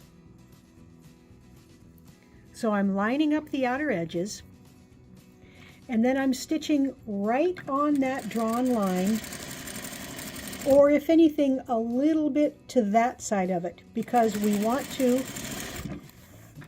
fold this open along our stitching, and once you fold it, everything should line up again. And I'm just going to finger press it right now. The middle piece, this is going to go on the bottom, and it's going to go like this.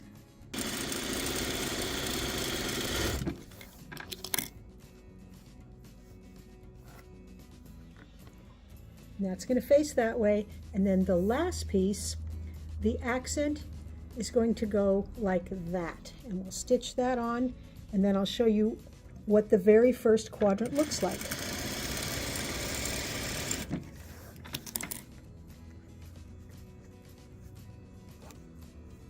So this is the basis of the whole quilt.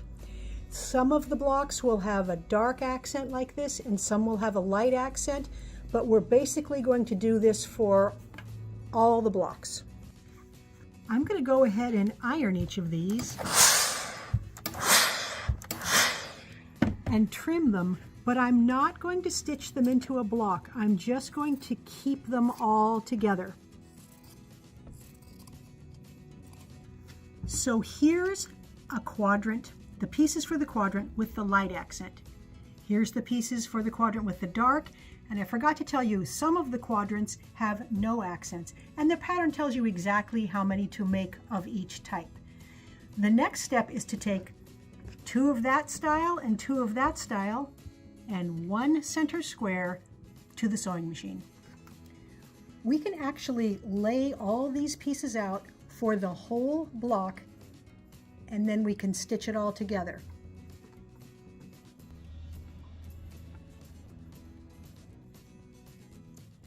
So you can see that all 4 quadrants are the same, and they just need to get turned so we can make our block.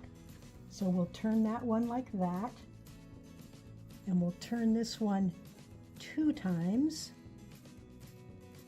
and then we'll just turn this one the opposite way. And what happens is we're going to end up with a hole right in the middle, and that's where that piece is going to go. So now we're just going to start putting pieces together with we'll start with these 3 first.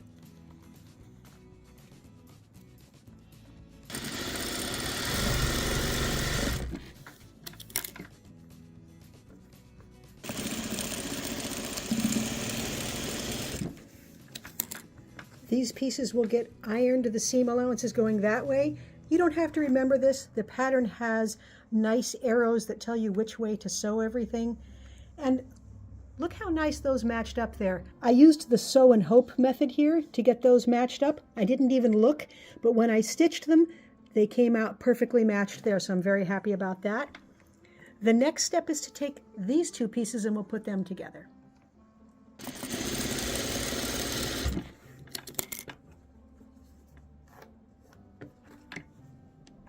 Now we'll put these 3 together by sewing this first. So I mentioned the sew and hope method, and that's when you're not checking ahead of time to see if your intersection is going to line up. You're just going to sew it and hope they match. This one isn't quite as perfect. I can make it a little bit better by stitching a teensy bit deeper here.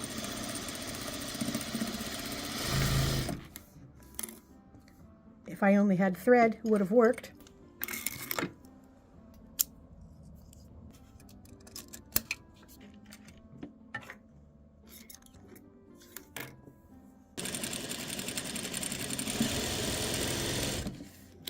So making that seam just a skosh bigger makes those match quite a bit better.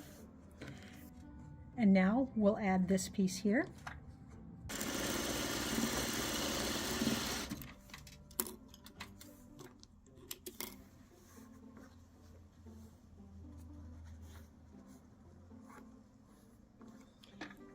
And all we have to do next is put these together and make the bottom row.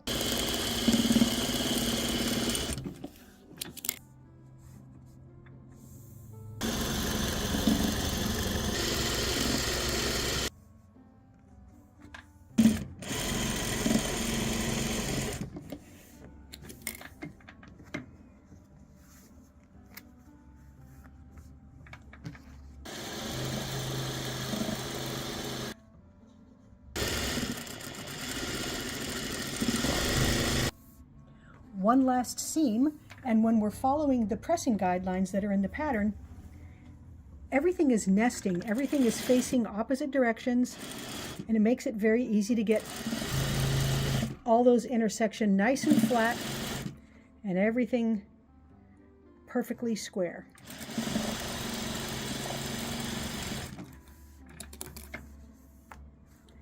So there is the first block. So we've got that big star in the middle, and we've got accents in all four corners.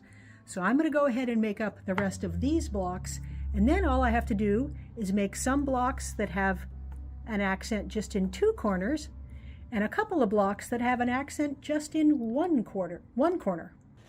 I do just want to mention there's another way you can make your blocks. You can make the quadrants ahead of time. And we will just turn these just like we did last time. And there's that hole in the middle where this block goes. And you can put these together, but you have to use the partial seam method. So that means you sew this just halfway, and then you add this piece, and then you add this piece, and you add this piece, and then you stitch up that final seam. So you can use that method if you prefer. I've got all the blocks done, and so we have a variety of different kind of blocks. These with 4 accents, they form the middle of the quilt. And so all I'm going to do is place them so that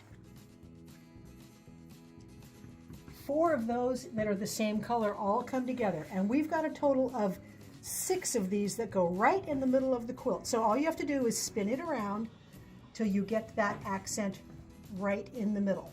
Then we have some corner blocks. So this is a corner block that's going to go right here because it's got that light accent. And this corner block is going to go down here. The 2 far corner blocks are going to go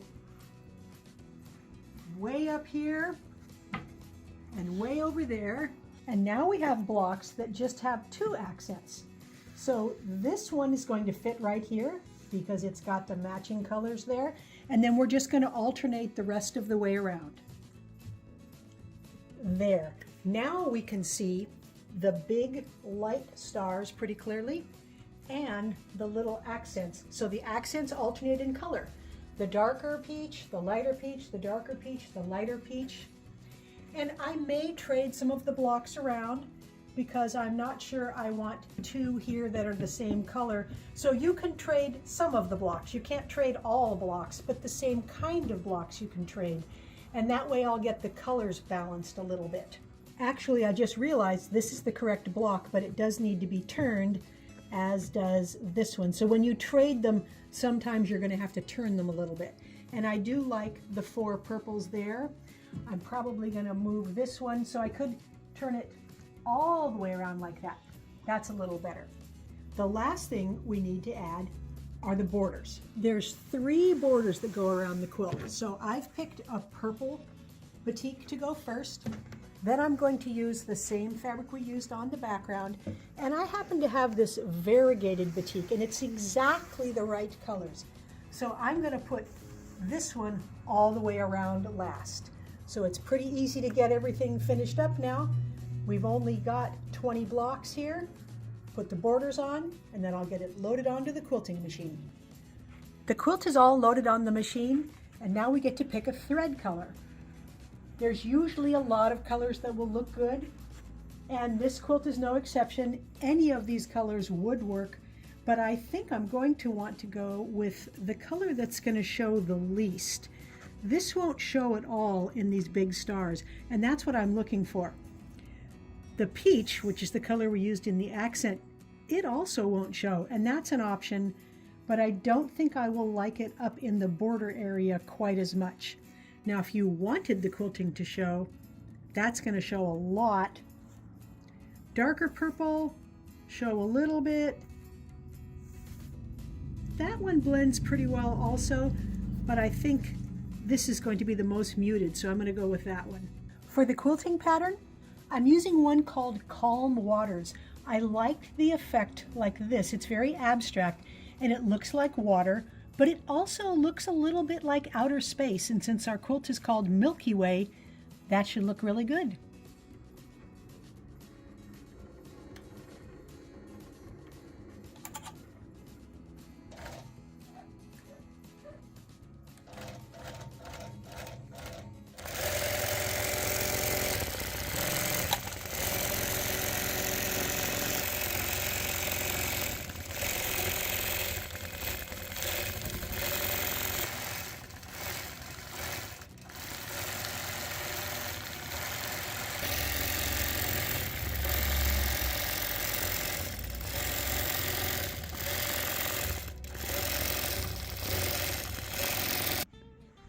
I've got the Milky Way quilt all finished, and I'm very happy with how it turned out. I like the way that these little accent stars are a little more prominent in my quilt. I could see that you also could have used a really dark purple for this, or a really dark blue. It would have been more muted and it would have given it a different look. We still see these nice big light stars popping up all over everywhere, and those look really good.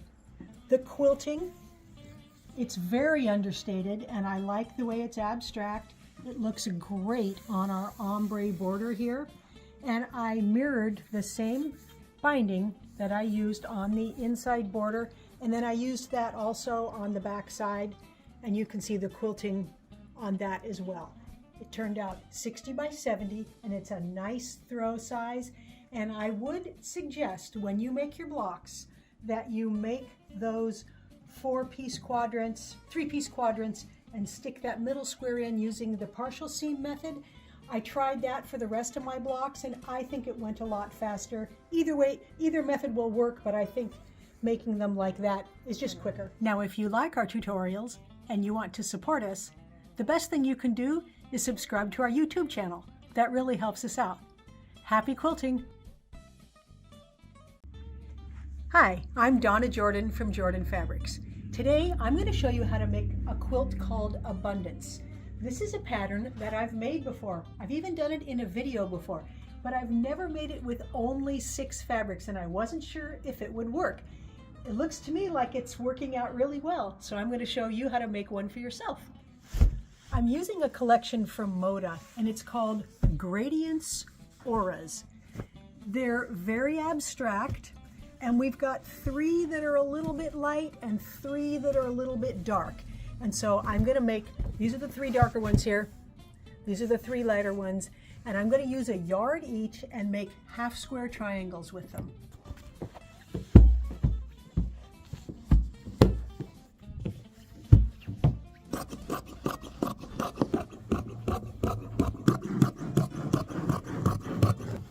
I always like to iron my fabrics before I cut them so they are nice and flat, because I will get more accurate blocks that way. All we have to cut is 8-inch squares. I like to use a weight to hold my ruler down so that it won't slide there. And from each 8-inch strip, we're going to be able to get 5 squares. So I'm going to need to get one in the folded area here. So I'll show you what I'm going to do. I'm going to turn this, and I'll get my first 2 8-inch cuts, and then we'll need to open up the piece that's left. It has the fold, and I'm going to iron it flat and then cut the 8-inch square out of it. So right now it's bigger than 8 inches this way, but I like to iron it before I cut this square.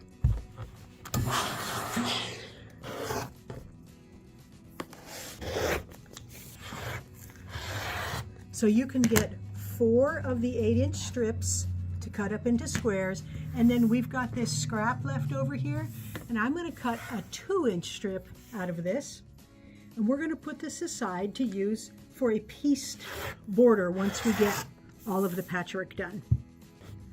All right, I've gone ahead and paired these up. So we've got a dark and a light, a dark and a light, and a dark and a light. So we're going to take these pairs and make half square triangles with them. So for the light, we're going to draw a line on the back side of the light ones. And if you have a one-way pattern, the way I have here, that's kind of stripy, you want to do the lines going the same way every time. So I don't want some lines drawn like this and some drawn like that. Draw them all exactly the same way.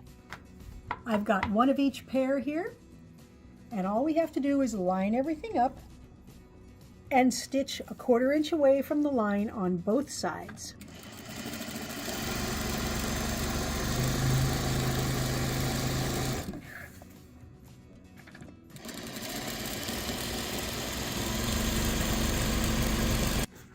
The next step is to cut right along that drawn line. So we've got 2 half square triangles now, and I'm going to put the light color down on my ironing board and then peel this open. And the reason I say peel it open is because I want this seam in the middle to not get pushed. I don't want it to swoop or be curved at all, and I usually do it with my hands a little bit first, then a dry iron, and then a little steam. And the last step is to just trim off these little dog ears. That's the little pieces that are sticking off here, and the quilt will be less bulky if we trim all those off. All right, we've got all the half square triangles made, and we're ready to lay out the quilt. I'm just going to do 1 quadrant at a time, so 1/4 of the quilt, and I'm going to start in the middle. So I've got dark in the middle, and then I've got light here. So I'm going to take what I'm calling the lighter color here and do kind of a diagonal row. Then I'm going to take the 3rd combination, and this is the dark part of it, and I'm going to put it up against the dark part there. And then I'm going to have to add a couple more of these to finish off that diagonal row, and then I'm going to start over with this color. But this time I'm putting the light facing this way. So what I'm doing is making a faint pattern, a faint row here of light and a row there of dark. And so I'm just going to continue on building this till I have 1/4 of the quilt laid out. And here's the very last piece for this 1/4. So you can see those faint dark and light lines. Now, the next quadrant is made exactly the same as this, but we're just going to swirl it around and put it in the far corner. There, that's the whole 2nd quadrant. And again, it's exactly the same as the first one. So you can just make 2 of these and you just swivel it around. Now for these 2 parts, we're going to start with a dark in the middle again, but not the same dark. It's a different dark. We'll put that one there. Then we'll start our light. And then we'll do this dark up against that dark. And we'll just keep going. There, now we can see a lot of that pattern continuing around. So all I have to do is lay out 1 more quadrant, again, exactly the same, and we'll swivel it around there. There, now I've got the whole quilt laid out. I don't know if you noticed I had a couple blocks laid the wrong way over there, but I've got them fixed now. Very easy to sew the quilt together. We've just got these long rows, and then we'll sew all the rows together, and then we're going to add a bonus patchwork border. Remember those strips we cut earlier and I told you to set aside? I've got them all laid out here. They're 2 inches wide, and I'm going to cut them into 4-inch lengths.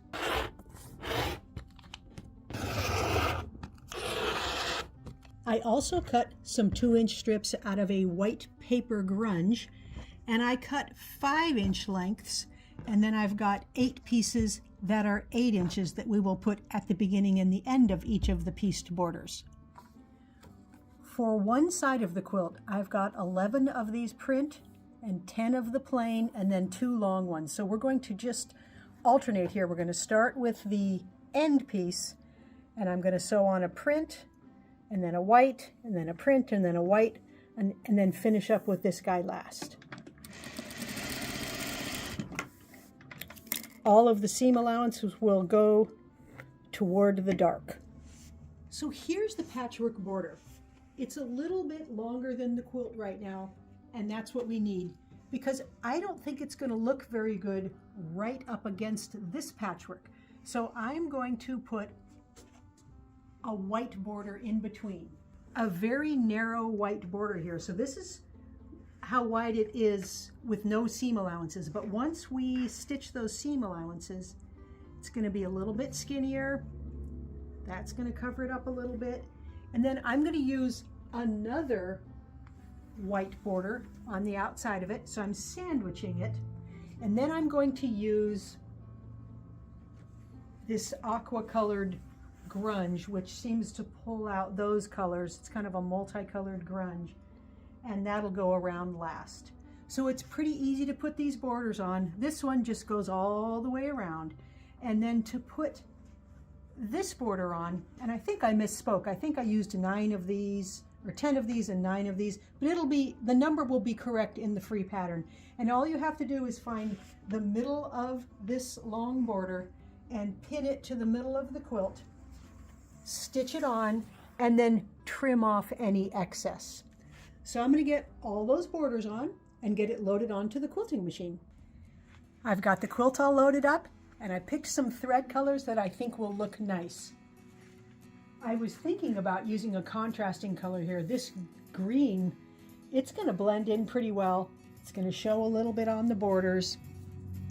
Also could go with this deeper turquoise. Again, only going to show on the borders. It's going to blend in there. This one's going to blend in everywhere and on the borders, and that's what I'm going to go with. For the quilting, I wanted something with circles. Some of the prints have circles. Let me make this a little bigger. So there's one repeat of the pattern. It's just going to be bigger and littler circles all over.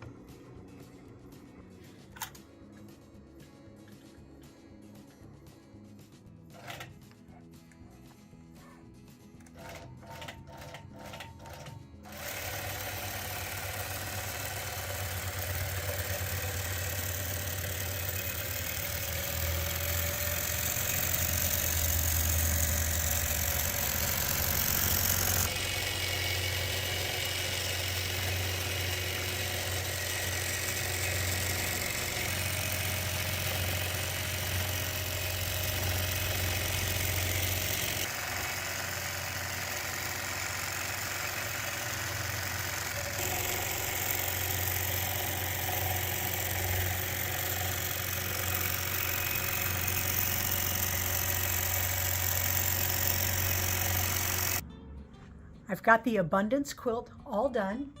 Came out nice and big. It's 86 by 98, and I'm very happy with how this border frames the patchwork.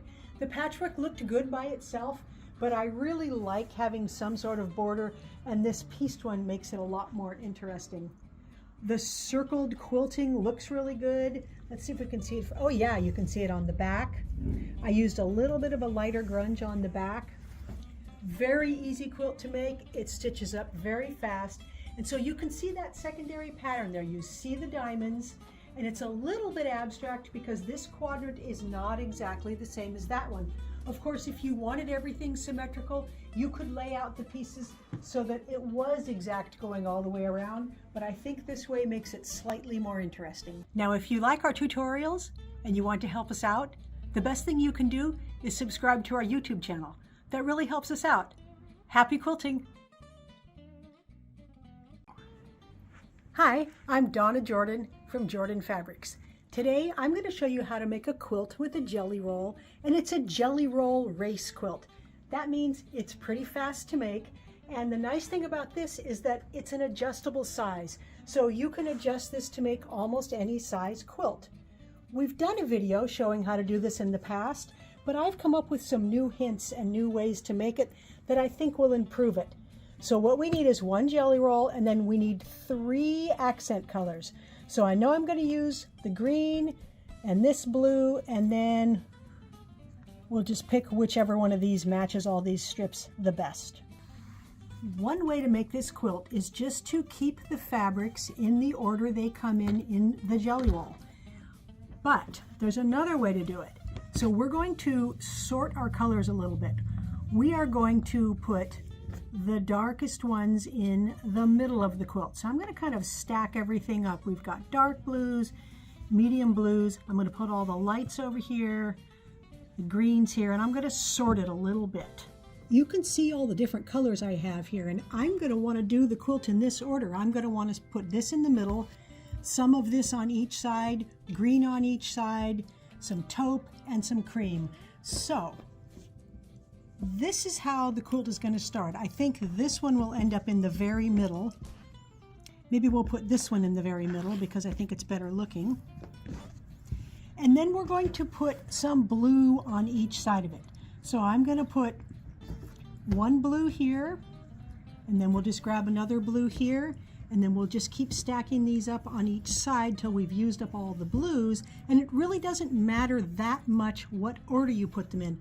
So these are going to go on top, and then these are going to go on the bottom. So I'm building out as I go. Let's put a few more of these light blues. We'll put these on each side. So I'm putting one on the top, and then 1 or 2 on the bottom. And then every so often, I'm going to pick it up and shake it out a little bit so they will stay in order. Next, I'm going to put some green on each side, and it doesn't really matter what's next to what, because this is not going to get sewn next to it. This is going to get sewn at the far end of it. Some of it might end up next to that, but we won't know till we get the quilt sewing. So we'll put that on the top, that on the bottom, then we'll do the same thing. We're going to continue on with these taupe colors. The last pieces I'm going to use are these light ones.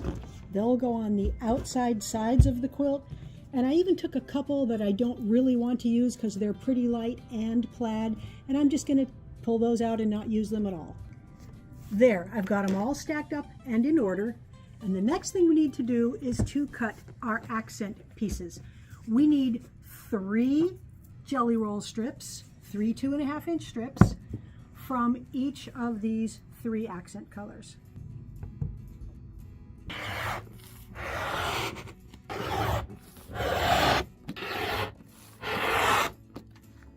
I'm here at the sewing machine with the accent strips, and I'm going to make a strip unit. I'm going to sew them in this order. I'm going to make 3 sets of these in this order every time. So when I make a strip unit that's going to get cut after I sew it, I'm going to make my stitch length a little bit shorter than normal so that when I make the subcuts, the stitching doesn't come out. So I'm going to use about 15 stitches per inch. And then I'm going to be careful that I don't stretch either one so that the strip unit lays nice and flat.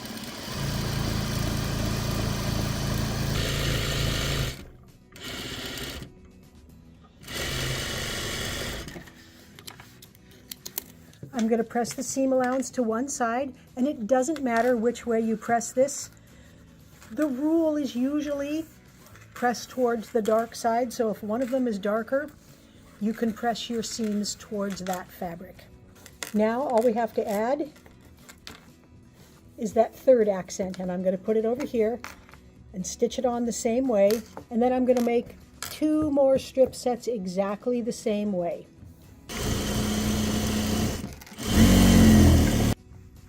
Even though I finger pressed it pretty flat, I do like to iron it. So I'm going to smooth it out, make sure it looks pretty straight, and then I like to use a dry iron, make sure that those seams are nice and flat, and then add some steam.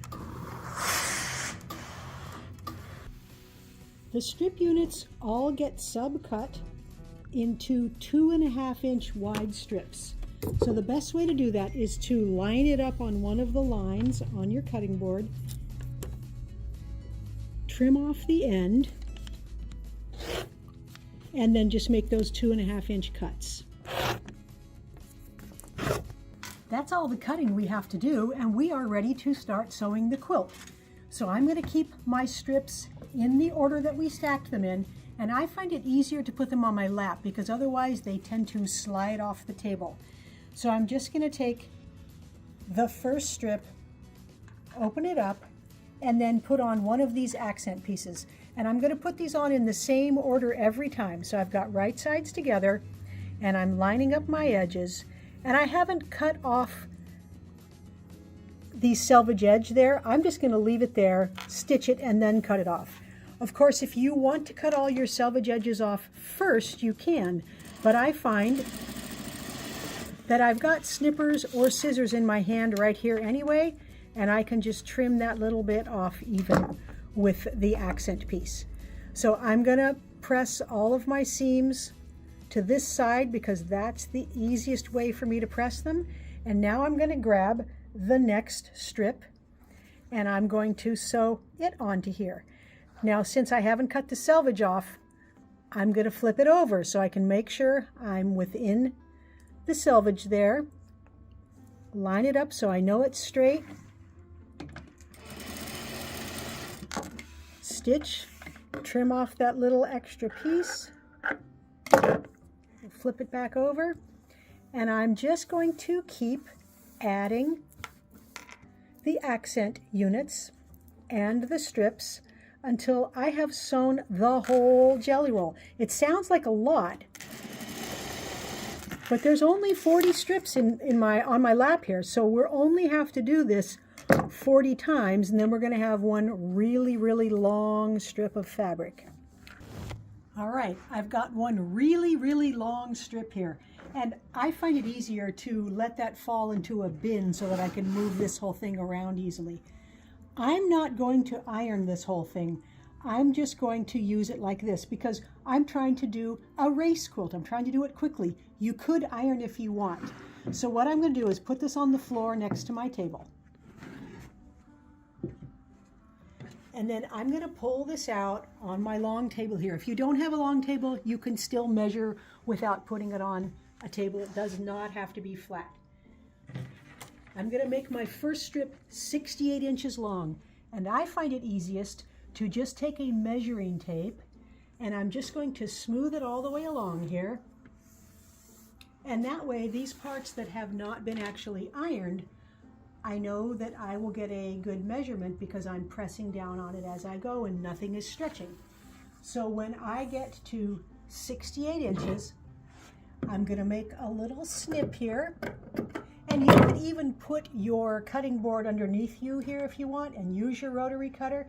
But I find that just eyeing it up and cutting it as straight as I can works the best.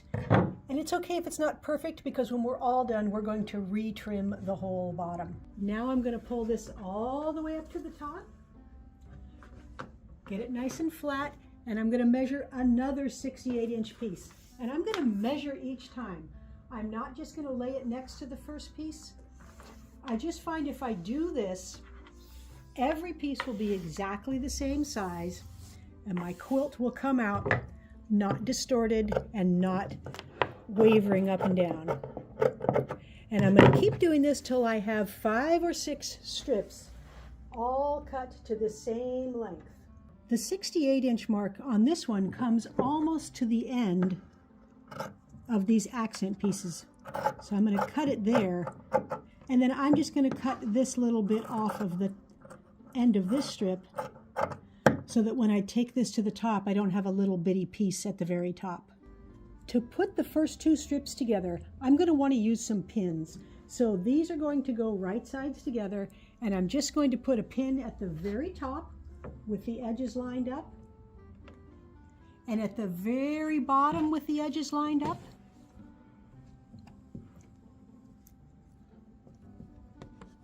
And then somewhere in the middle. So I can just reach to stretch this out, and if I put a pin in the middle here, just walking my hands in, I can take this right to the sewing machine and I can hold from pin to pin or hold it like this and grab it in the middle and know that it will fit correctly. So all I'm going to do is line up these edges, do a nice 1/4 inch seam, and then I'm just peeling it down here to where I get that second pin.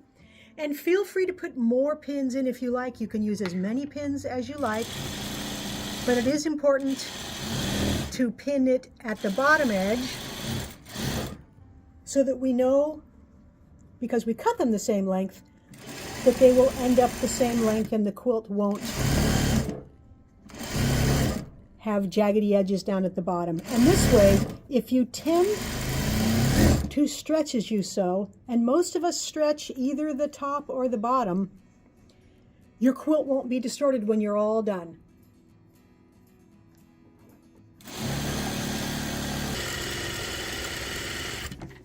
Once I get to the bottom, I like to pull it all the way back and then open this up so that I can finger press the seam to the side. So I'm going to pull it open, anchor it with my finger there, and then pull this finger right down that seam, and I'm finger pressing it. I'm pressing right on that seam. I'm using my fingernail. You can use the pad of your finger, but if you hold it here, it anchors it so that you can kind of pull away. Keep it open, go all the way down, and every seam in the whole quilt, it's all going to go the same direction. We're always going to finger press to the right. I'm going to put this section right back where it was originally. And then all I have to do is pin the 3rd strip on and sew it. And I'm going to keep sewing these on till I have a section that's 6 strips wide. At that point, I will take it over to the ironing board and actually use the iron to get it nice and flat. Here's the last strip unit. And it's only 3 strips wide because that's how many I had to finish off the quilt. So let's put this up next to the rest of those strips. There. That's the last section, and you can see the colors look really good with the dark in the middle going out to the light. All I have to do now is sew up these last few seams, and that'll be easy to iron, just those last few. Then I'm going to just trim a little bit off of the bottom and a little bit off of the top so it's perfectly straight, and then I'm going to add a narrow border, a wide border, and get it loaded onto the quilting machine. I've got the quilt loaded up, and we need to pick a thread color. I've got several shades of blue, some gray, some green. I even have this taupey color. That's going to blend in pretty well. It's going to show a little on the dark, a little in the borders. Green would be a nice option. This is a little bit darker than the green that's in there. I don't think I'll like that as well. I've got a nice clear blue here. It's going to show in the light areas quite a bit. Lighter blue. This will probably blend in pretty well everywhere except for on the really dark stuff. And then we've got gray. We've got some gray in it, gray, blue there. I'm going to go with the gray. For the quilting pattern, I really wanted to do something with roses. And this is one of my favorite rose patterns. It's called Maggie's Rose. Here it is if you see it bigger. There's one repeat, and I like these leaves a lot. It takes a little bit longer to do this because when the machine has to change directions like that a lot, it slows down, but I think it's worth it.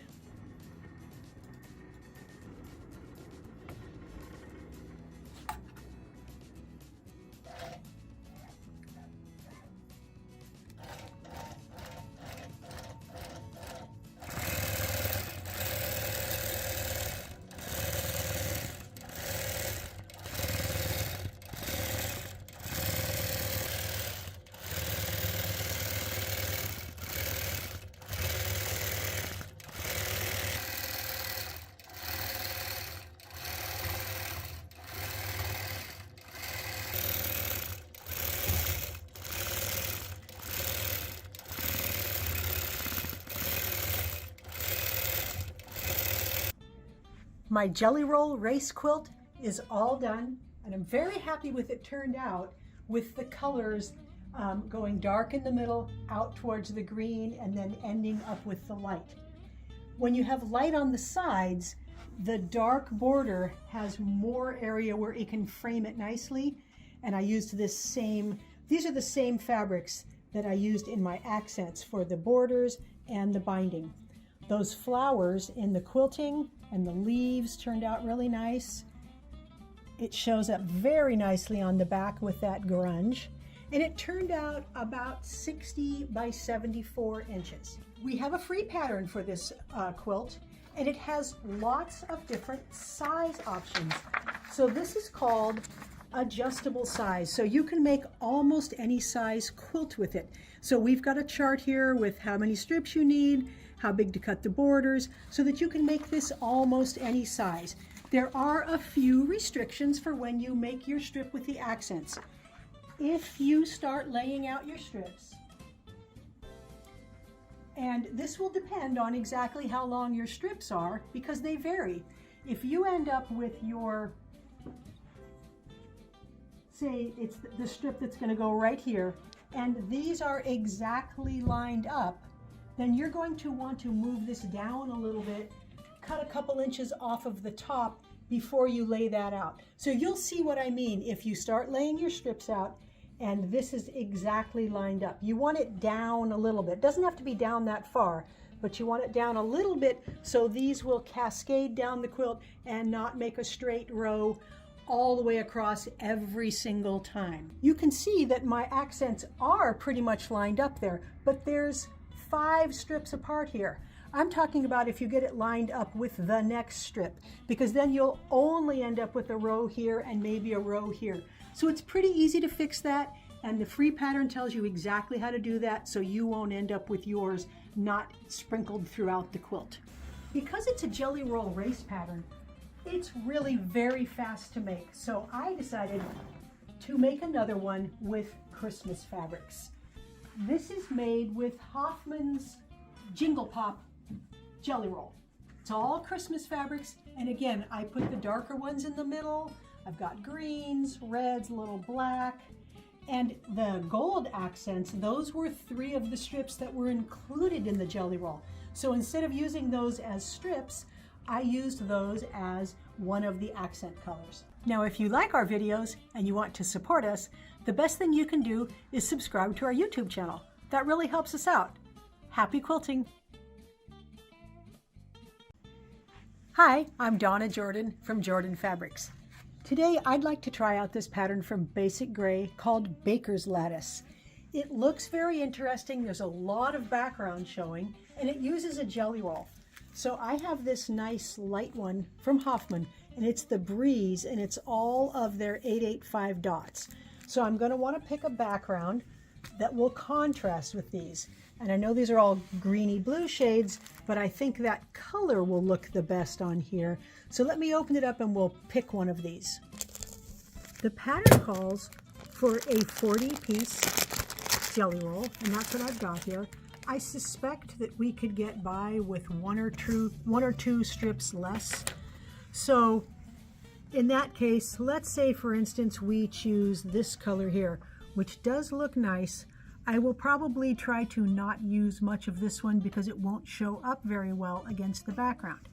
So this one is going to give us a little bit brighter of a look. This one is nice and subtle. I do like the aqua color, and this is kind of a greeny blue. Again, more dull. I think that I will actually go with this because I think that's the brightest one, and I think that'll look the best. The last thing we need is an accent color. And since purple is one of my favorite colors, and there's a little purple in here, I think purple will show up very well. So that's what I'm going to use for the accent. The pattern has very nice cutting instructions, and there's a number of different sizes we're going to need. And it doesn't matter which strips we cut into which sizes. So I'm just going to stack some up and start cutting the biggest pieces first, and then I'll make my way down to the smallest pieces.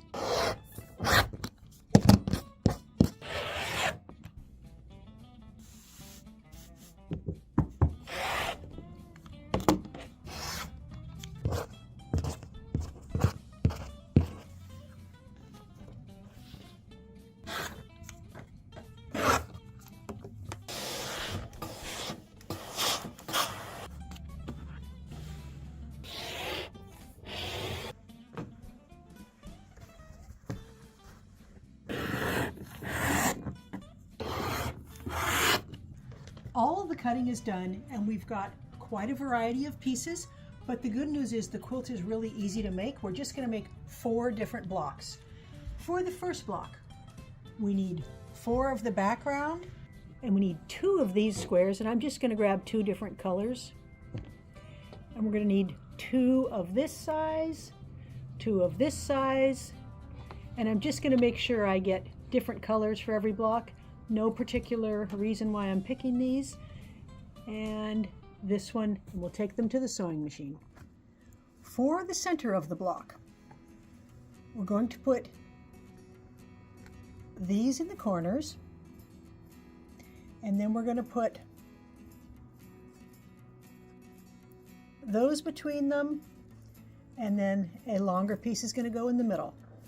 Pretty easy to sew these together. We're going to press all of the seam allowances for this block away from the center. So that means this one will go to the outside and this one will go to the outside.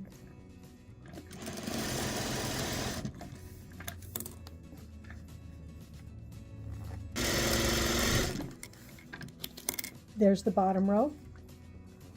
Again, seams to the outside. Now we'll just sew these 3 together.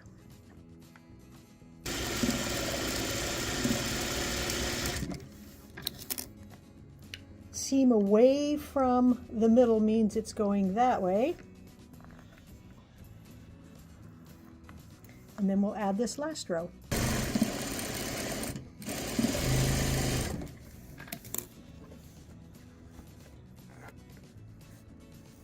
The next step is to add these around the block. So that one will go there, and then we can put one here,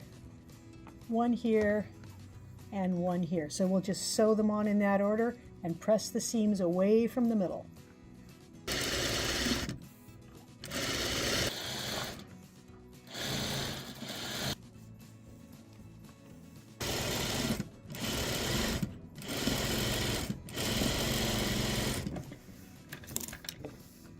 That's the first block, which they call block A, and we're going to make a total of 16 of those.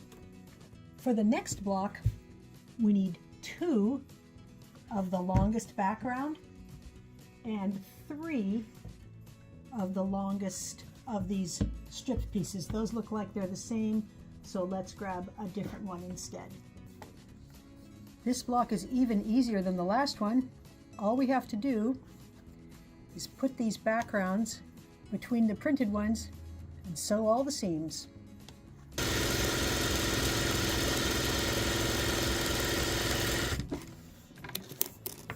The seam allowances for the entire block are all going to go toward the accent, or toward the background rather. Those blocks are all done. We also needed 16 of that particular block.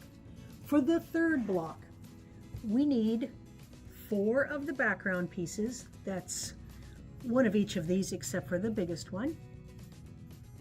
And then we need 1 of each size of these pieces we cut from the strips.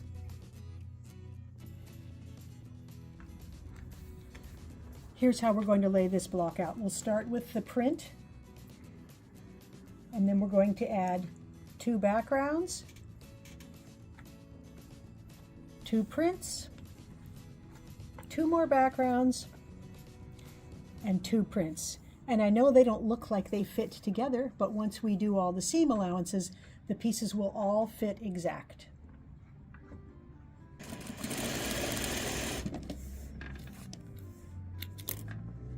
This whole block also gets all the seam allowances pressed toward the background. So that's going to fit right there. We'll put that next piece on, and I'll just keep adding pieces and pressing the seam allowances all toward the background.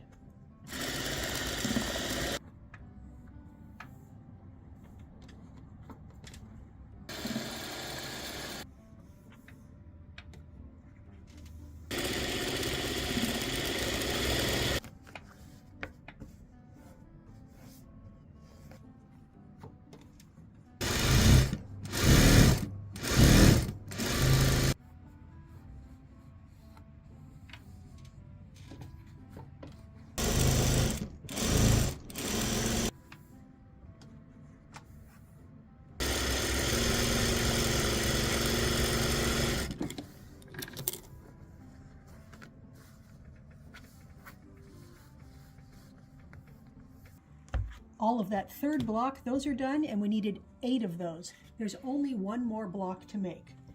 We need 2 backgrounds, 1 accent block, and then 2 of these large rectangles.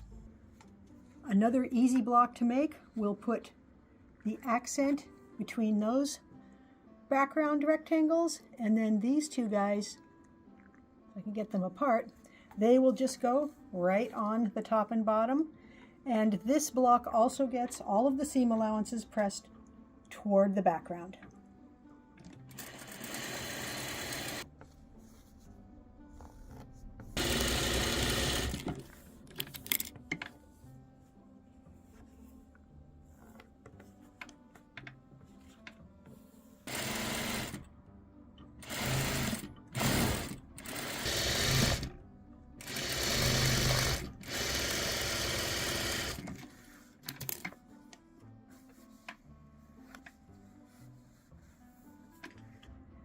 I've got all the blocks done, and I've started to lay out the quilt.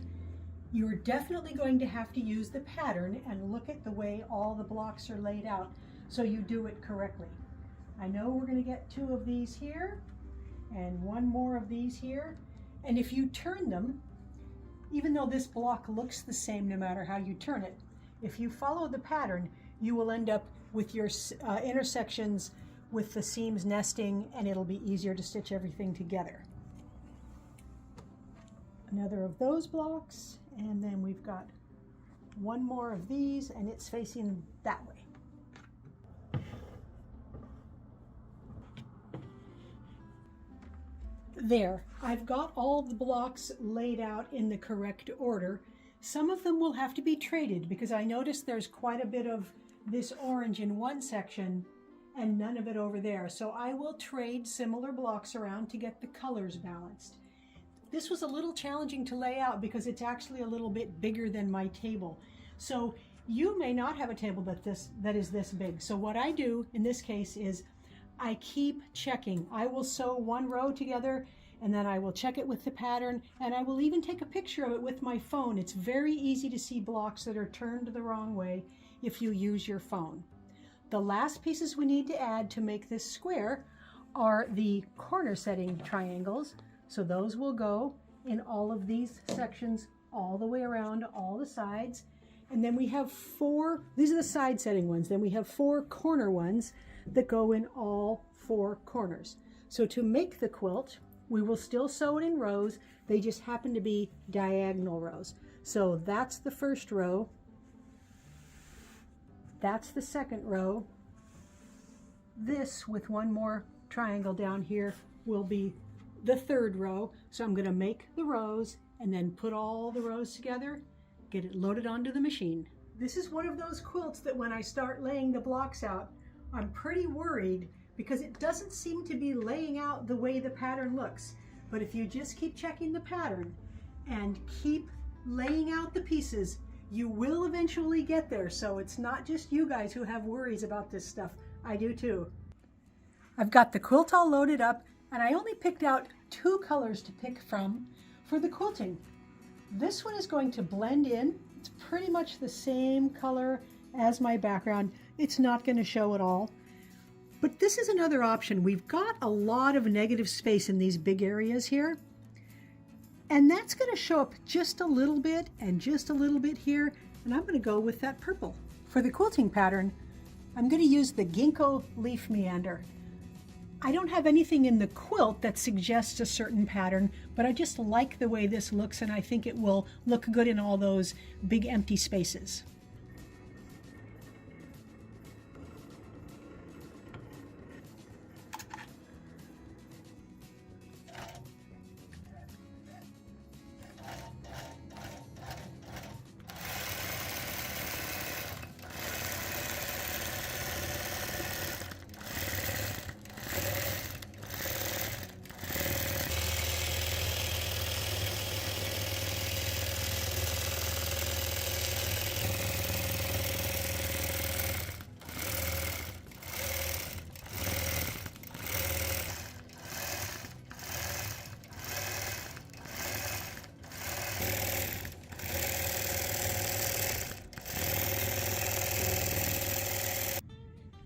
got the baker's lattice quilt all done. It turned out nice and big.